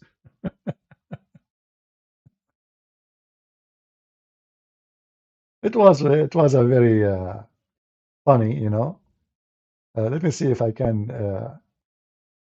For a Muslim man to marry a Jewish or Christian woman. And he said that his dad, he married a woman from a Jewish family. What are you talking about? Where is that Jewish family? Where are you from? Where is Jewish? I mean, you can say whatever you want. And then he claimed that he is a half Jew, half. So if your mom, she married your dad, and you claim she is from a Jewish family, and now you are half Muslim, half Jew as an ethnic, and your name is Jesus? What do you mean your name is Jesus? Your name is Isa. Isa is not Jesus. That's right. Yeah, but go ahead on that. Which is funny. So in the Muslim community, I'm Muslim. In the Jewish community, I'm Jewish. How is that? What the heck? Can you believe it? This is a joke. This guy cannot be serious. What do you mean in the Jewish community? Do you have any proof that you are from the Jewish community? How you can be in the Jewish community? You are a Jew. You tell me. So this guy is everything. He's a Jew, he is Isa, and he is a Sufi. That's funny. That's funny. And then my name's Jesus, so there you go. Jesus. It's a very wild space, but that is all three of the big ones right there. Yes, all rolled into one. United Nation. Yes. And I mean, I've read the whole New Testament. I hey, love that is, by the way, that is funny. That is funny. Muslim father, Jewish mother, and they name you Jesus. That's right. Isa. Well, their teacher, their spiritual God. He did not name Jesus. He named him Isa. What are you talking about? Isa is not Jesus. guide was a part of it, because like that's a big thing in Sufism. People have a spiritual guide, you know, that they follow, like a mentor or a person who, like, this is the way that I would view Sufism to help people understand. It's very much like Jedi religion. You see a lot of that, like Buddhism, Sufism, and even like Christianity has the same thing, because Jesus is, for a lot of people, would be like the ultimate Sufi. He's the big spiritual master that teaches the students with esoteric knowledge. See? So now he put a lot of poison in his statement, and suddenly Jesus is just a spiritual master, and he is a Sufi too. So the Sufi are people who they are the same, the Sufi masters, they are the same as Jesus. But if we go check out what is a Sufi is, you will see that the Sufis are fraud. Sufi sheiks, they use their authority to be worshipped, to act like God.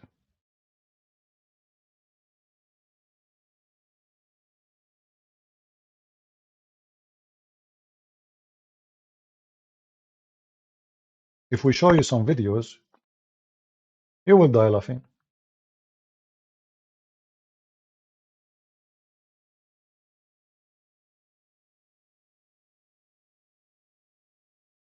Let us see if I can show you.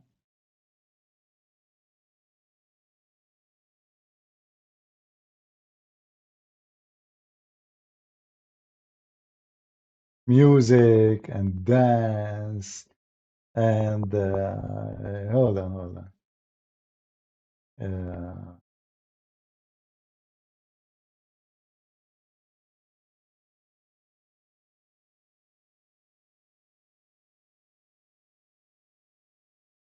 There's a funny video, but I don't want to play it.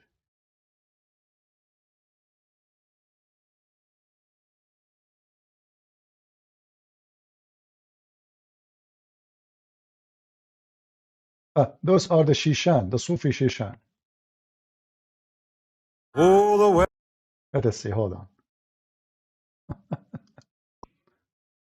The Sufi Shishan. I just found this one. I was looking for something else to show you how the Sufi leaders are. You will die laughing. It's just another form of paganism mixed with Islam.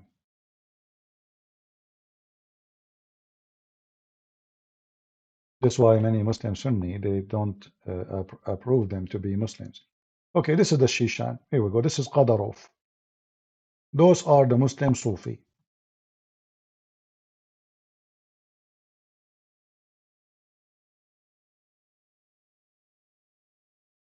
And now they are worshipping Allah.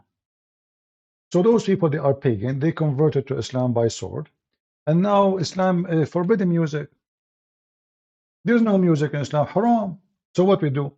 We justify, so we can do it. So when we can do dance, so we say, oh, you can play music for Allah. We cannot play music for party, but we can play music for Allah. We can dance for Allah.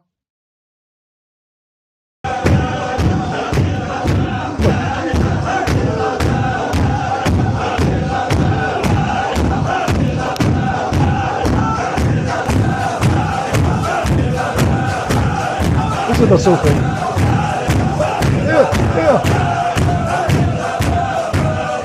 And now time for circle. Don't forget the circle.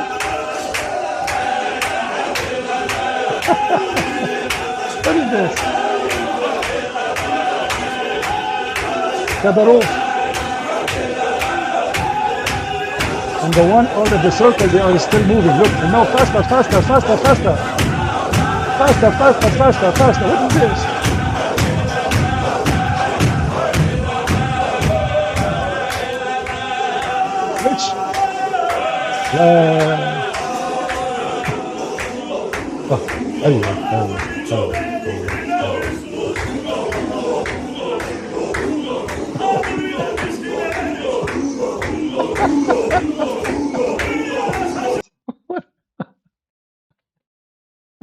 What is this? So, you know, they present for you a very false picture of so-called Sufi. Sufi is just a state of mental illness. Those people, they are under a lot of stress in their life. and they try to find a way to get away with their stress because Islam forbid everything. So now we are in a society where music is forbidden. Okay, how we can enjoy music after today? Dance is haram. Okay, how we can dance? We will find a solution.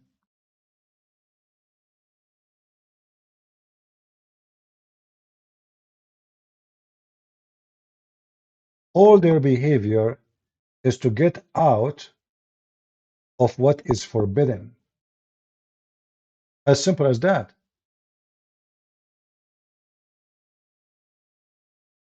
And literally they worship the sheikh, their leader. He mentioned there is, their leader, you go, you touch him, you shake your head, you kiss his hand. It's a madness.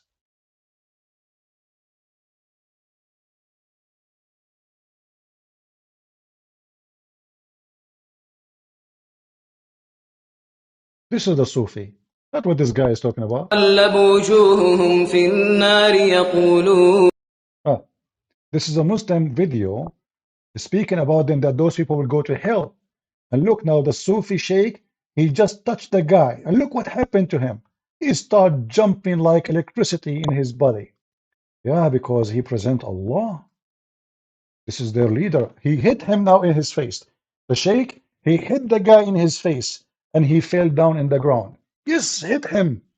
And now the other guy, he come kissing his foot and kissing, and now right away when you kiss him, you start shaking your head, and then he like move his hands. The guy is going to fall down now. Look at this. That's it. This is the Sufi. But this is not what is the interview of David Wood is showing us.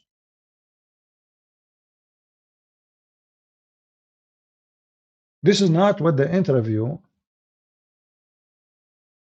Anyone who watched the interview of David will think that this is a serious religion and there's something good in it there. But it's nothing but a scam. Look at this.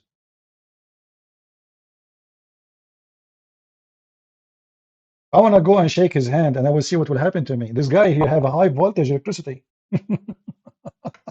Look.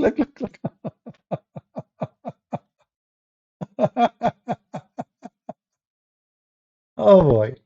Yeah, I mean it's just an endless madness. So when they promote, or let us say they bring for us somebody to present a religion, we should not let the person say as what he want. We should question, we should check out. Otherwise, we are going to deliver a false information to our audience, which usually they are the Christians. Sufism is not what this guy said. Sufism is very ugly and very violent. And they practice everything Muslim they practice. They beat women. They do jihad. They kill. Everything Muslim they practice. The difference is they have different way of practicing, like what we saw. But that does not make them better Muslims. Is Kadarov is a nicer Muslim from the other Muslims?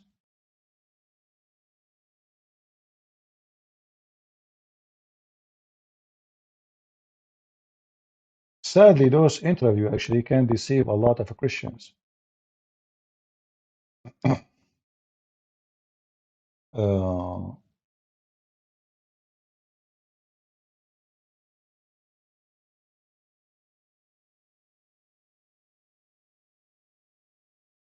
let me see.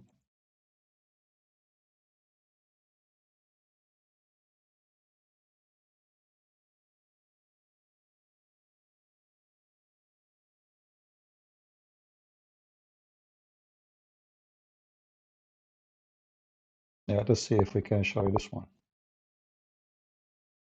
And they copy each other.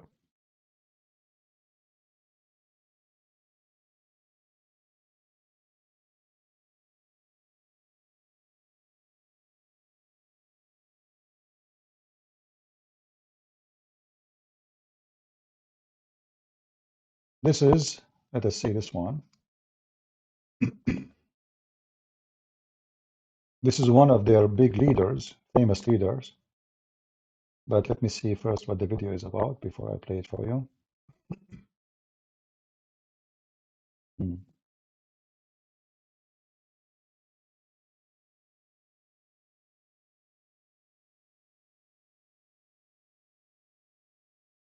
And they put eyeliner like Muhammad, and, you know, I mean, madness, madness.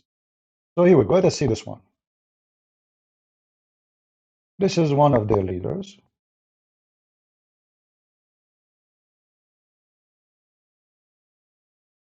I hope the picture is coming clear from your side.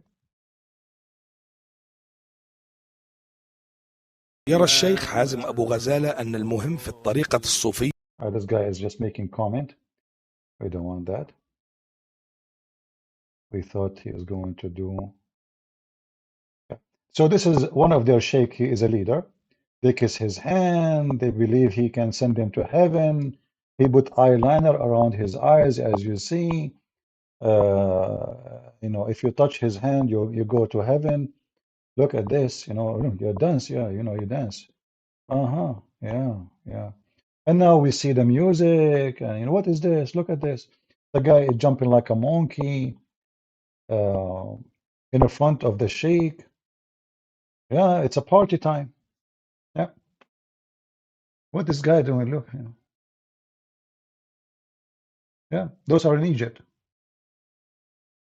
Yeah, faster. Come on, higher. You know. Yeah. What you can do? Faster, faster, faster. Come back, come back, come back. Go back, go back, go back, go back.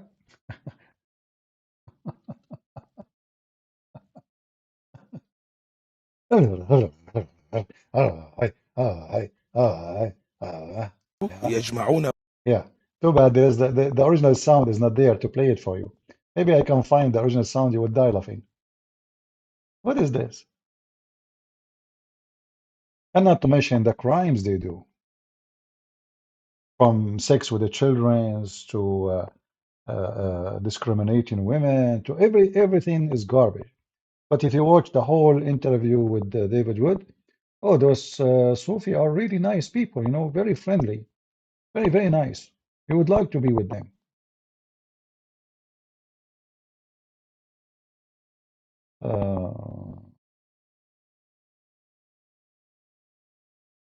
Look at this one. Let us see this one.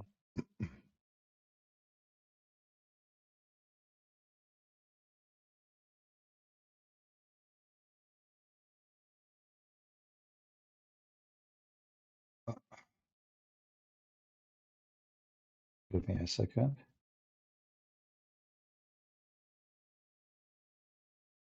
Look at this.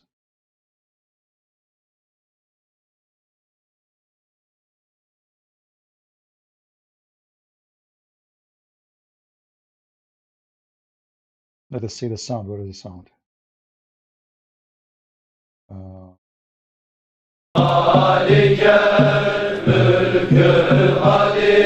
Those are Turkish.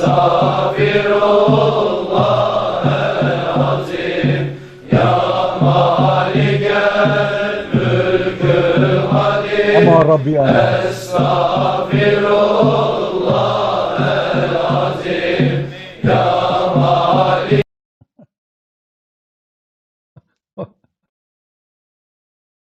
Welcome to Turkey.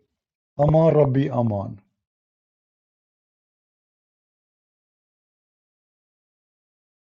You know, the Lord, he said, from their fruits you shall know them.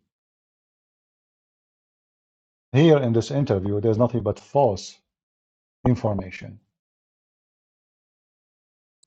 And what make it more not right, that David Wood, he just received the information. He don't question it. He don't say, oh, so you Sufi don't beat wives?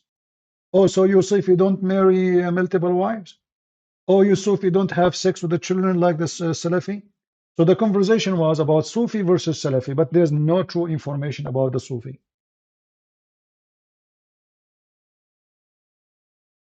I know what to say.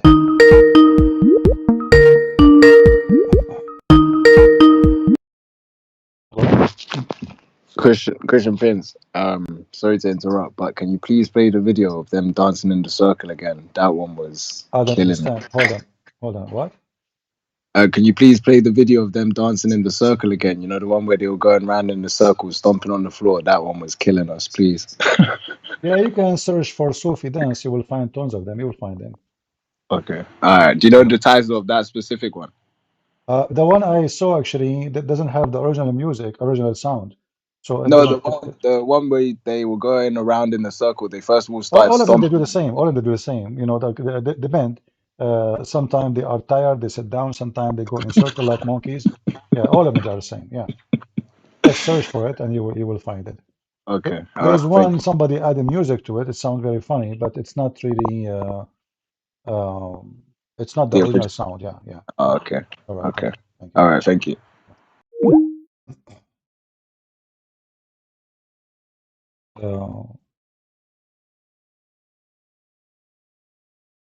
Let us see. This is a Sufi. Hold on. This one is a nice Sufi. Okay, this is a Sufi. They are now worshipping Allah, brother, the Sufi. And now when you receive the inspiration from Allah, you will do something special.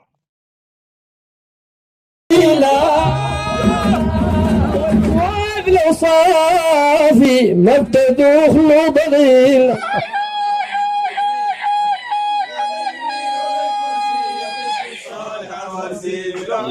يوم به تعليمه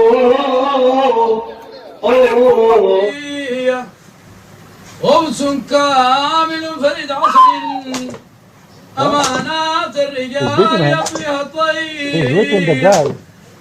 The big sheikhs is whipping them. They go down on the ground and he whip them. إن شاء الله تعالى نريد أن نسمع منك كلمة تكون لنا نبراسا وتكون لنا هداية وتكون لنا زادا نتزود به حتى نلقى الله سبحانه وتعالى. كما تفضلت أبي بنصحنا وإرشادنا. Go down, go down.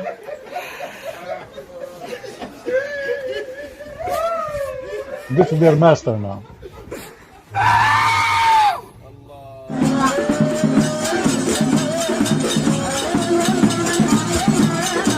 The yo-yo time.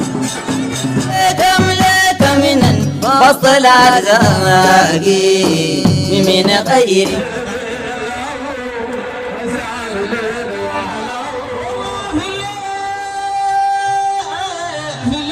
Anyway, by the way, there is some false Christians. They do some crazy stuff too, but those are not. This is not nothing to do with Christianity. The Muslim they will say the same to you. They will say this is have nothing to do with Islam. This is what they will say to you. Well, but those are still Muslims. And when you ask Muslims how many Muslims there's in the earth, they count all the Muslims in Turkey. Okay, do you count the Sufi Muslims or not? They count all the Muslims in Chechnya. They count all those Egypt. They count the Sufis. There's a massive number of them. So what you say to us 1.6 billion, you should say maybe 100 million Muslim left. Shia are not Muslims. Sufi are not Muslims. Ahmadiyya not Muslims. Durus are not Muslims. Blah, blah, blah, not Muslims. So who's a Muslim? When they want, they count everybody.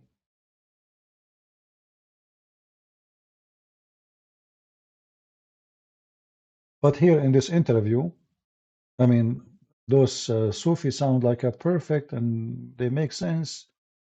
And there is a philosophy behind it. And it's just a nothing to even to mention. It's good or in any way, in any mean.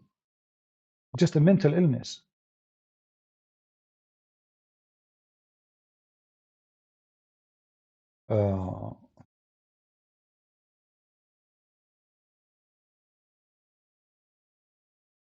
Let us see this one. Hold on. You want to see more, guys, or enough? Do you want to see more of the Sufi or enough comedy?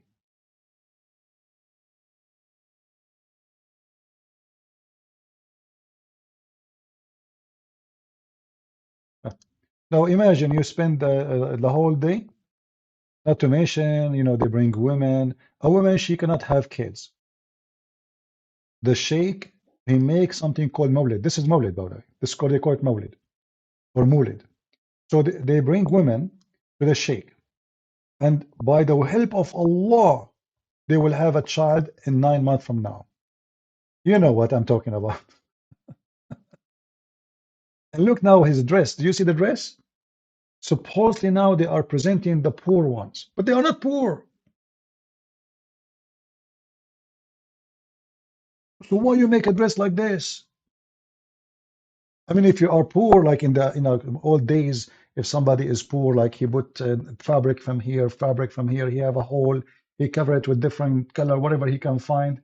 So now he is supposedly they are the poor. They are for the sake of Allah, but all of them they are. Look at the carpet, look at the hole. I mean, they are not poor. Do you see how massive the room? This is not a place for poor. Do you see the silver ware in the middle, expensive stuff? It's just a mental.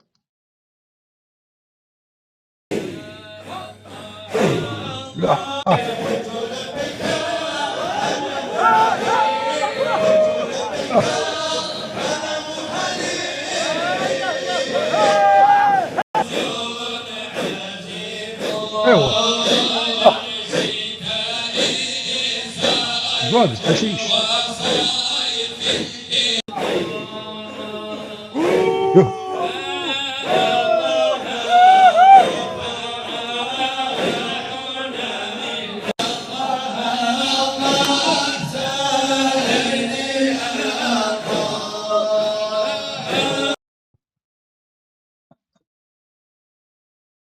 That's enough. Yeah, and you know there is even women. There's, I mean, there's the crazy stuff. Like if I search right now for, let us see. Hold on.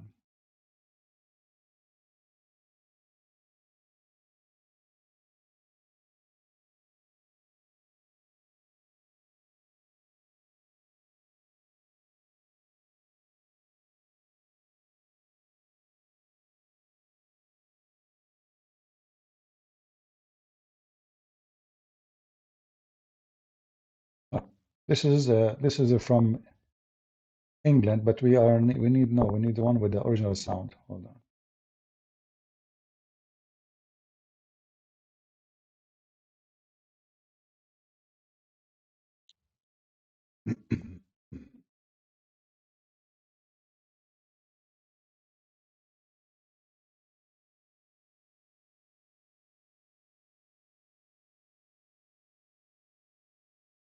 Oh boy.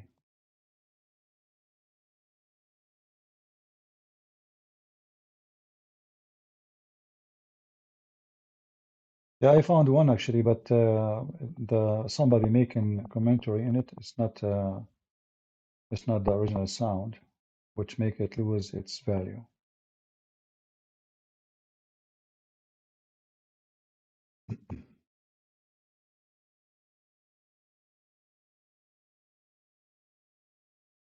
It is.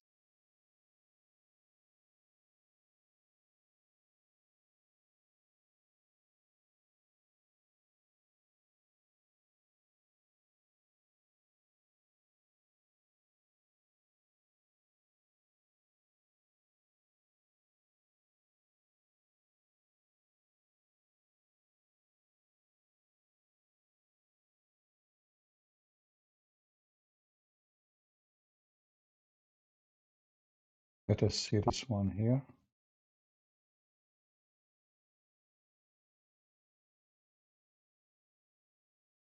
Well, this one is over R-rated, so we cannot use it. Let us see this one. Yeah, some of them, they are very dirty, actually, you know, very dirty. So we have to be careful. And I'm serious about, you know, the dirty thing. Oh, this one maybe is acceptable. So those are Sufi. And this is the women now.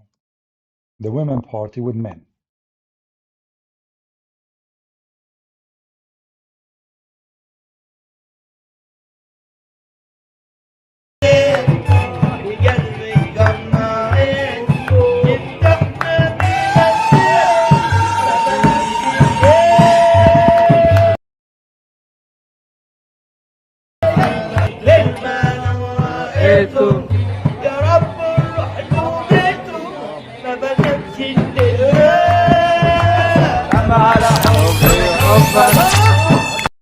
look like somebody made this video. We cannot even watch the original one. Yeah. So like they bring women and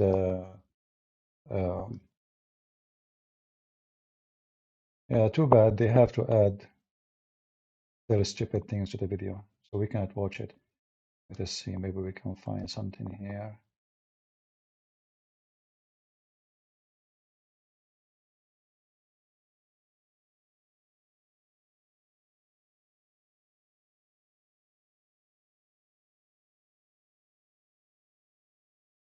Ah, this is a Pakistan Sufi. Let us see. Hold on.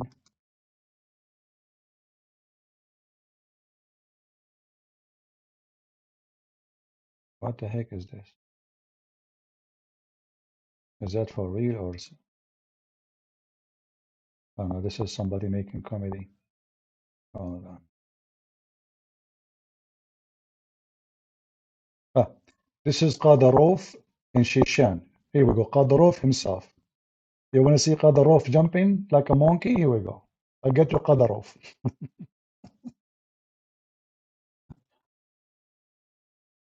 Mr. Qadarov, a true Muslim,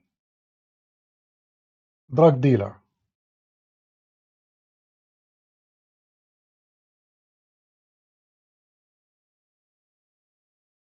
Yeah, so like in this funny so-called interview with Sufi mystic with David Wood, it was a joke.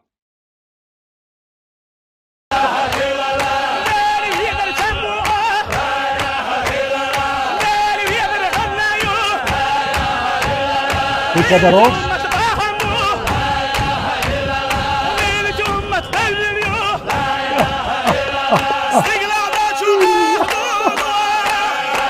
Faster, Qadarov.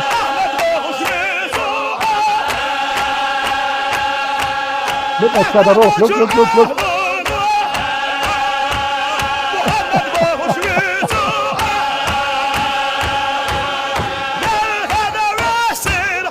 Oh.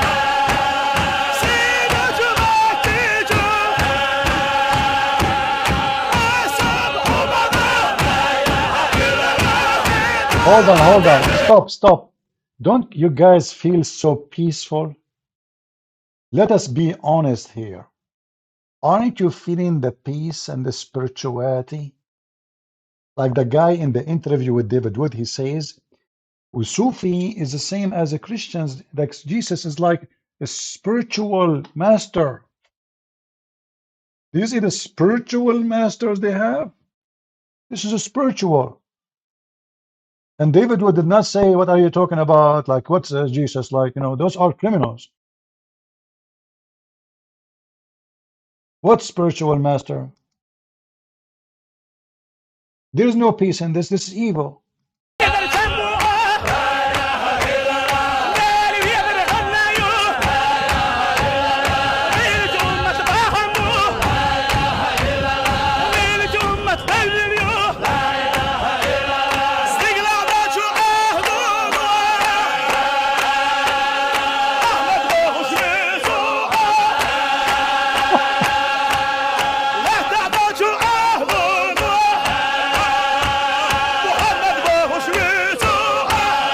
Look at Qadarov, look at him.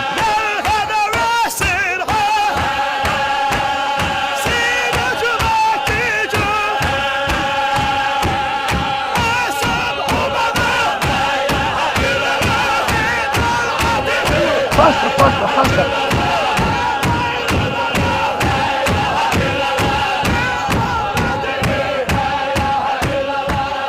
Медична лабораторія.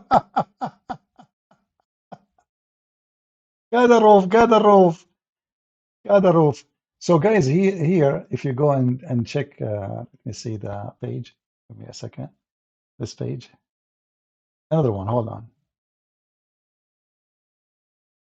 This is another one. They are, just give me a second.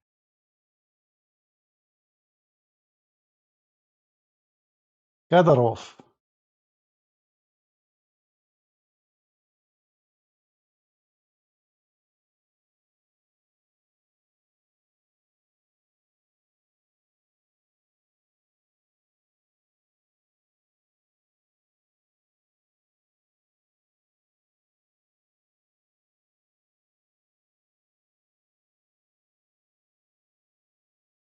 Let us see this one here. Ah.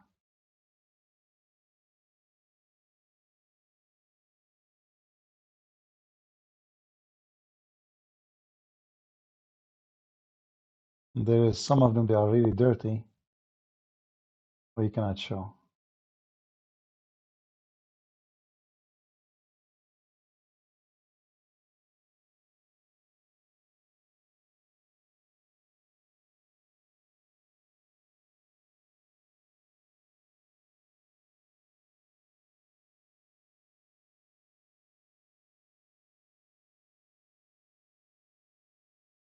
Ah, those look like they are Indonesian.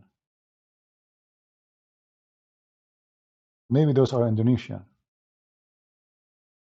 Let us see. Ah, where are they from? They look like they are from.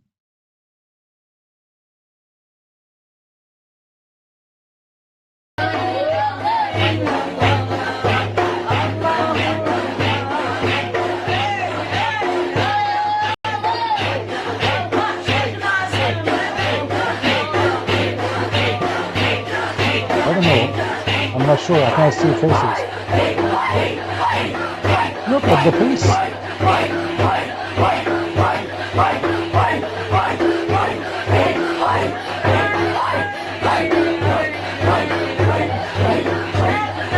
Oh, she's white. She's white. She's not Asian.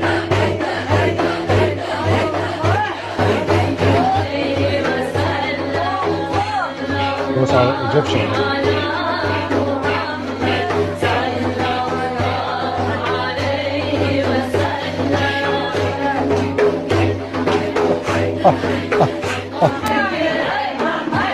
Hey, hey, hey.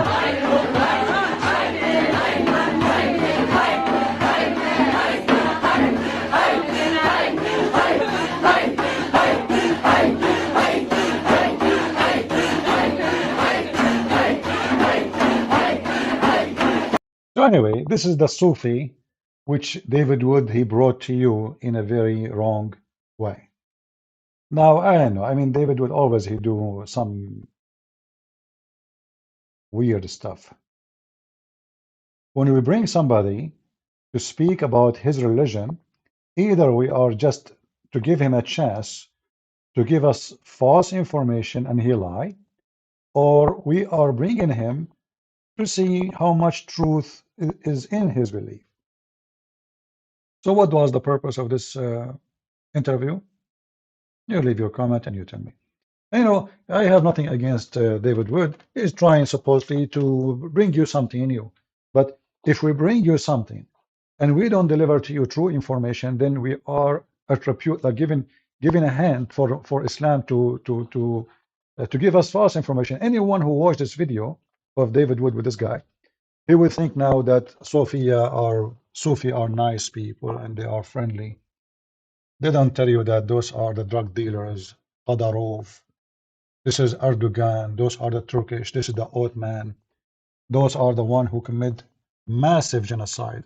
This is Salah ad-Din, the most aggressive criminals in history against Christianity and Judaism are Sufi.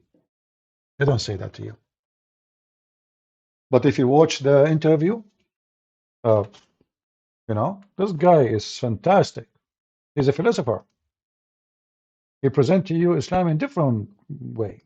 You know, with esoteric wisdom and wisdom. Yeah, like it's so like when I read like anything in the New Testament, I'm like, oh, I jive with this, I jam with this. You know what I mean? Like all of these kind of mystical teachings that put you at a higher level of thinking. It's not just like intellect; it's like wisdom. So it's not even intellect; it's wisdom. It's wisdom. It's you know what are you? It's not even intellect; it's wisdom. And David would shake his head. Yes, yes, you agree. What is this? Why David would he agree with this? How this is true? Shouldn't you ask him what is the wisdom in that? What are you saying to us? When somebody says to me, I bring him as a Muslim, is that because just because he's a friendly, so we bring him and he can say whatever he wants? So the guy is a nice guy?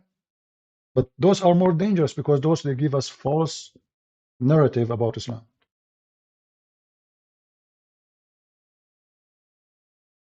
Many who watch this program, he will say, okay, now from now on, he hear somebody saying the word Sufi.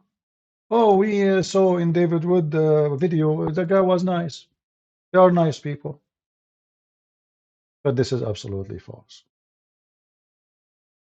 The most aggressive criminals in the history of Islam, they were Sufi.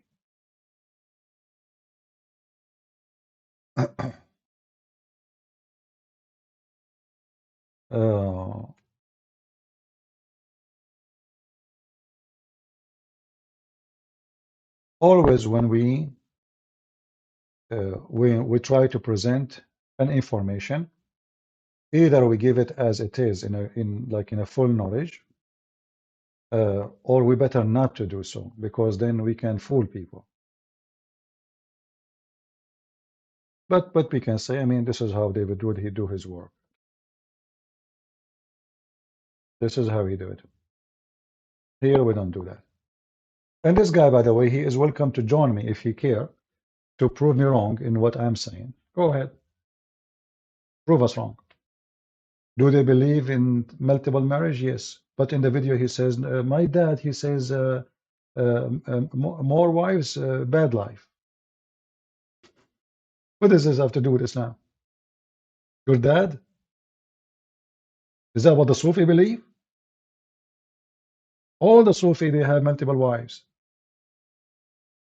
Do you believe in beating women? Do you believe in having sex with the children? They believe in everything the Muslim Sunni they believe in. What separates them is they have leaders which the Sunni don't approve. And they have those rituals.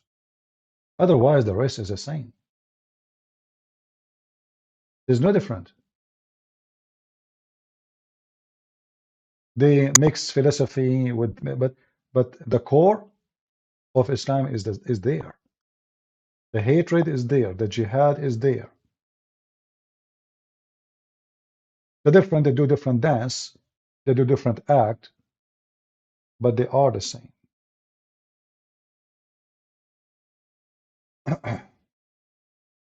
Anyway, guys, don't forget to subscribe.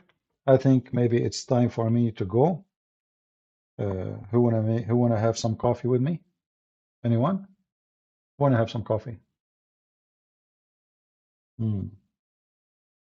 Morning coffee. So we came on this time, so you guys, we will see if this time is good for Asia, so I can come more. If not, then I will switch a different time.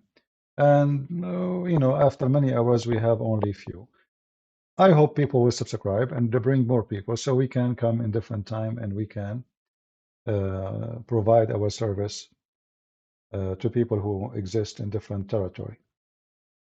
I want to say thank you all for being here. I appreciate having you, and I hope we learned something good for today and for tomorrow. And be careful. Not everyone who speak about Islam, he can present Islam in a correct way. Having interview with Muslims will be a very negative for us as a Christians if we don't get the benefit of this interview. If the interview will not expose that there is something wrong there, so what the point of this interview? This guy, he came, he started saying things. He present the Sufi spiritual high class. They are about wisdom. There are people who believe in God. There are people who believe in mercy, love, harmony, peace. Absolutely garbage. When this guy himself, he mentioned Salah ad-Din, shouldn't David Wood say to him, so what kind of a man Salah ad-Din is? He's a very evil man.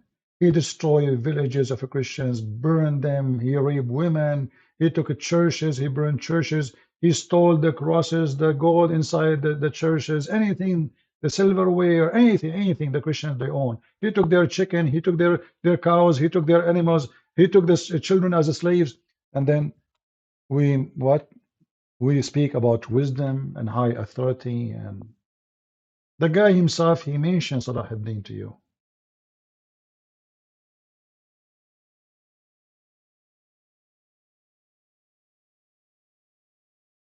So bringing somebody to my channel, he's a Muslim, I will never allow him to give us poison and lies.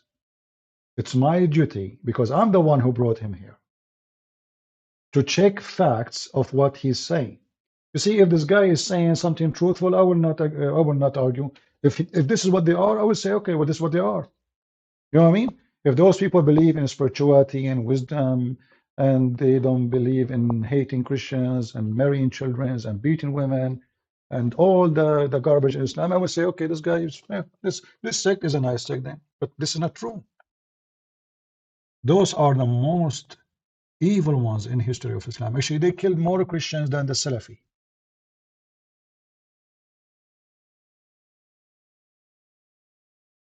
So it's very, very, I know what to say, very disappointing. Sufi. All right. I want to say thank you all for being here, and I hope you guys just subscribe, invite your friends.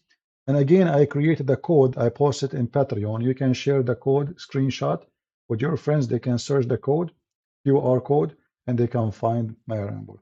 And please tell everybody how many Sufi in the world. We do not know, but there are hundreds of millions. Hundreds of millions. Huge number. Massive. Share with your friends. Tell them about us coming to Ramble so they can join us. And until we see you soon again, I say, may the Lord bless you. God is good. So is Jesus. And there is no good in Islam. And again, I repeat my challenge to the Abduls, to the Abdul sheiks, who they claim they have knowledge, like this guy. He speak English. He have no excuse to say, I cannot debate Christian Prince. I will call him. He can choose the time, even if it's for me like 3 a.m. in the morning. I will come to debate him. He can choose the time. He can choose the date. We go live, and you will see that those are not what they claim to be. They have zero knowledge of Islam. They are just businessmen. Literally, nothing but businessmen. And I warn the Christians too. There's many Christians who they are like those people. They are just businessmen. They don't believe in God. They don't care for God. They don't have nothing to do with God. They have nothing to do with Jesus. But they are just doing business. Nothing personal. It's just business. They have nothing personal with God. But the difference between those false priests and the false Christians, who they are serving the devil, but they are wearing the clothes of a sheep, but they are wolves. The difference between them and Islam, Muhammad himself is the wolf. Muhammad himself is a businessman. In Christianity, those people will go to hell. In Islam, Islam is the business. Even the Quran describe the Islam as a tijara. Tijara mean a bazaar. If you go in the Quran right now and you type the word tijara, what you will see? A bargain. Should I tell you a bargain?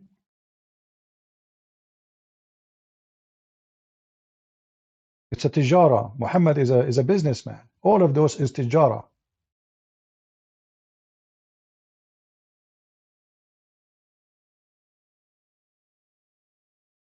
Look at this. Shall I lead you into a bazaar of a business, of a commerce, which will make you avoid the torment of hell? It's a bazaar. It's a tijara. It's a commerce. And the Quran is full of it. So if their God himself described his relationship with them as a commerce, so what do you expect? Islam for them is nothing but a tijara, is a commerce. When a Muslim he give money to the mosque, he's not giving mosque money. He is doing investment.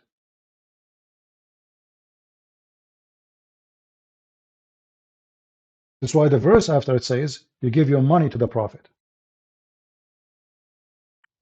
And if you do so by doing jihad by your money, you cannot do jihad by your sword. Okay, give us jihad, give us money.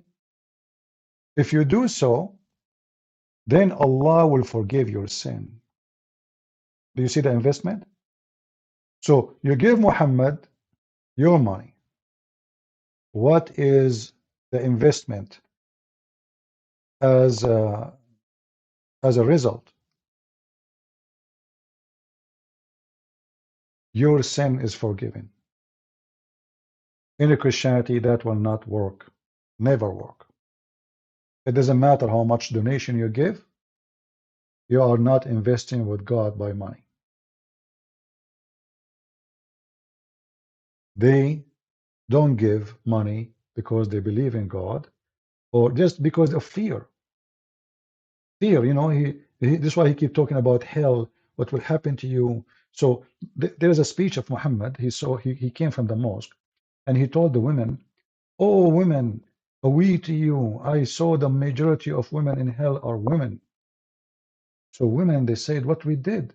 He says, you are half a brain and you are disobedient to husband.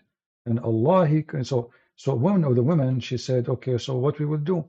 And then the Prophet, he said to them, give alms, give alms, give money. The women, they start taking their rings and their bracelet. And Muhammad, he ordered his slaves to open his dress. And women, they start throwing their jewelries. So he just said to them, the majority of women, they will go to hell. But now, because they gave their bracelet and their gold to Muhammad, they are going to go to heaven.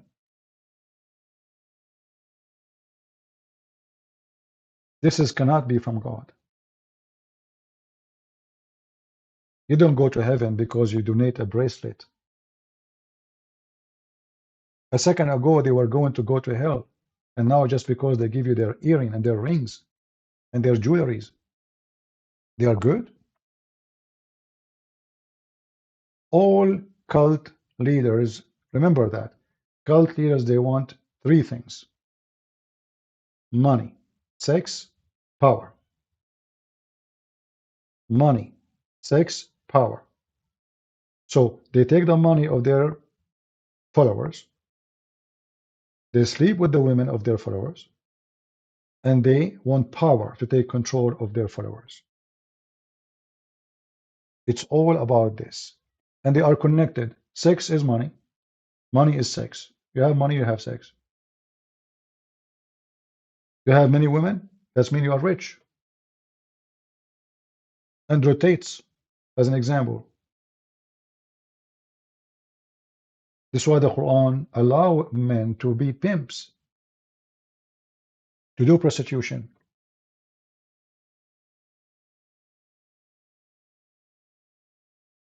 So be careful, not everything look appearance like this guy in the interview with David Wood. It sounds like, okay, this is a nice, those Sufi are really friendly. They are about philosophy and spirituality. It's just nothing but garbage. In fact, there's nothing spiritual in what they do. What this dance is about. This is spirituality. It's about going high. So you start jumping like monkeys, and because you are with a group, you go high. It's literally drugs. Or you go around yourself non-stop. It's a form of drugs. And sadly, some Christians allow them to promote their lies between us. So I want to say thank you all for being here. And I hope those who listen to us today, they will deliver my challenge to this Abdul. His name, Ustadz Adi Hidayat, sorry. Hidayat. Ustadz. You know, when somebody calls himself Ustad, that is even more horrible. You know, when I type, Master Christian Prince, but I'm Christian Prince. And then I call myself Master. Guys, are you getting how silly it is? What is that? Why are you calling yourself Ustad? If somebody call you such a title, okay, we will let it go. But you call yourself Master? Ustad? Really? So what I will call myself now?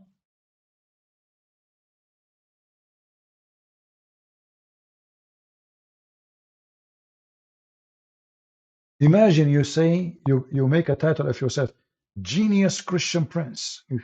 Who said that? Christian Prince, the genius. The knowledgeable Christian Prince. The scholar. I mean, this is the title. You type it by your hand about yourself. Do you see how silly and how much they worship their titles? They worship titles, or they are seeking titles. Thank you all. God bless you, and see you soon again. God is good, so is Jesus, and Islam is nothing but a fraud. Thank you. Take care.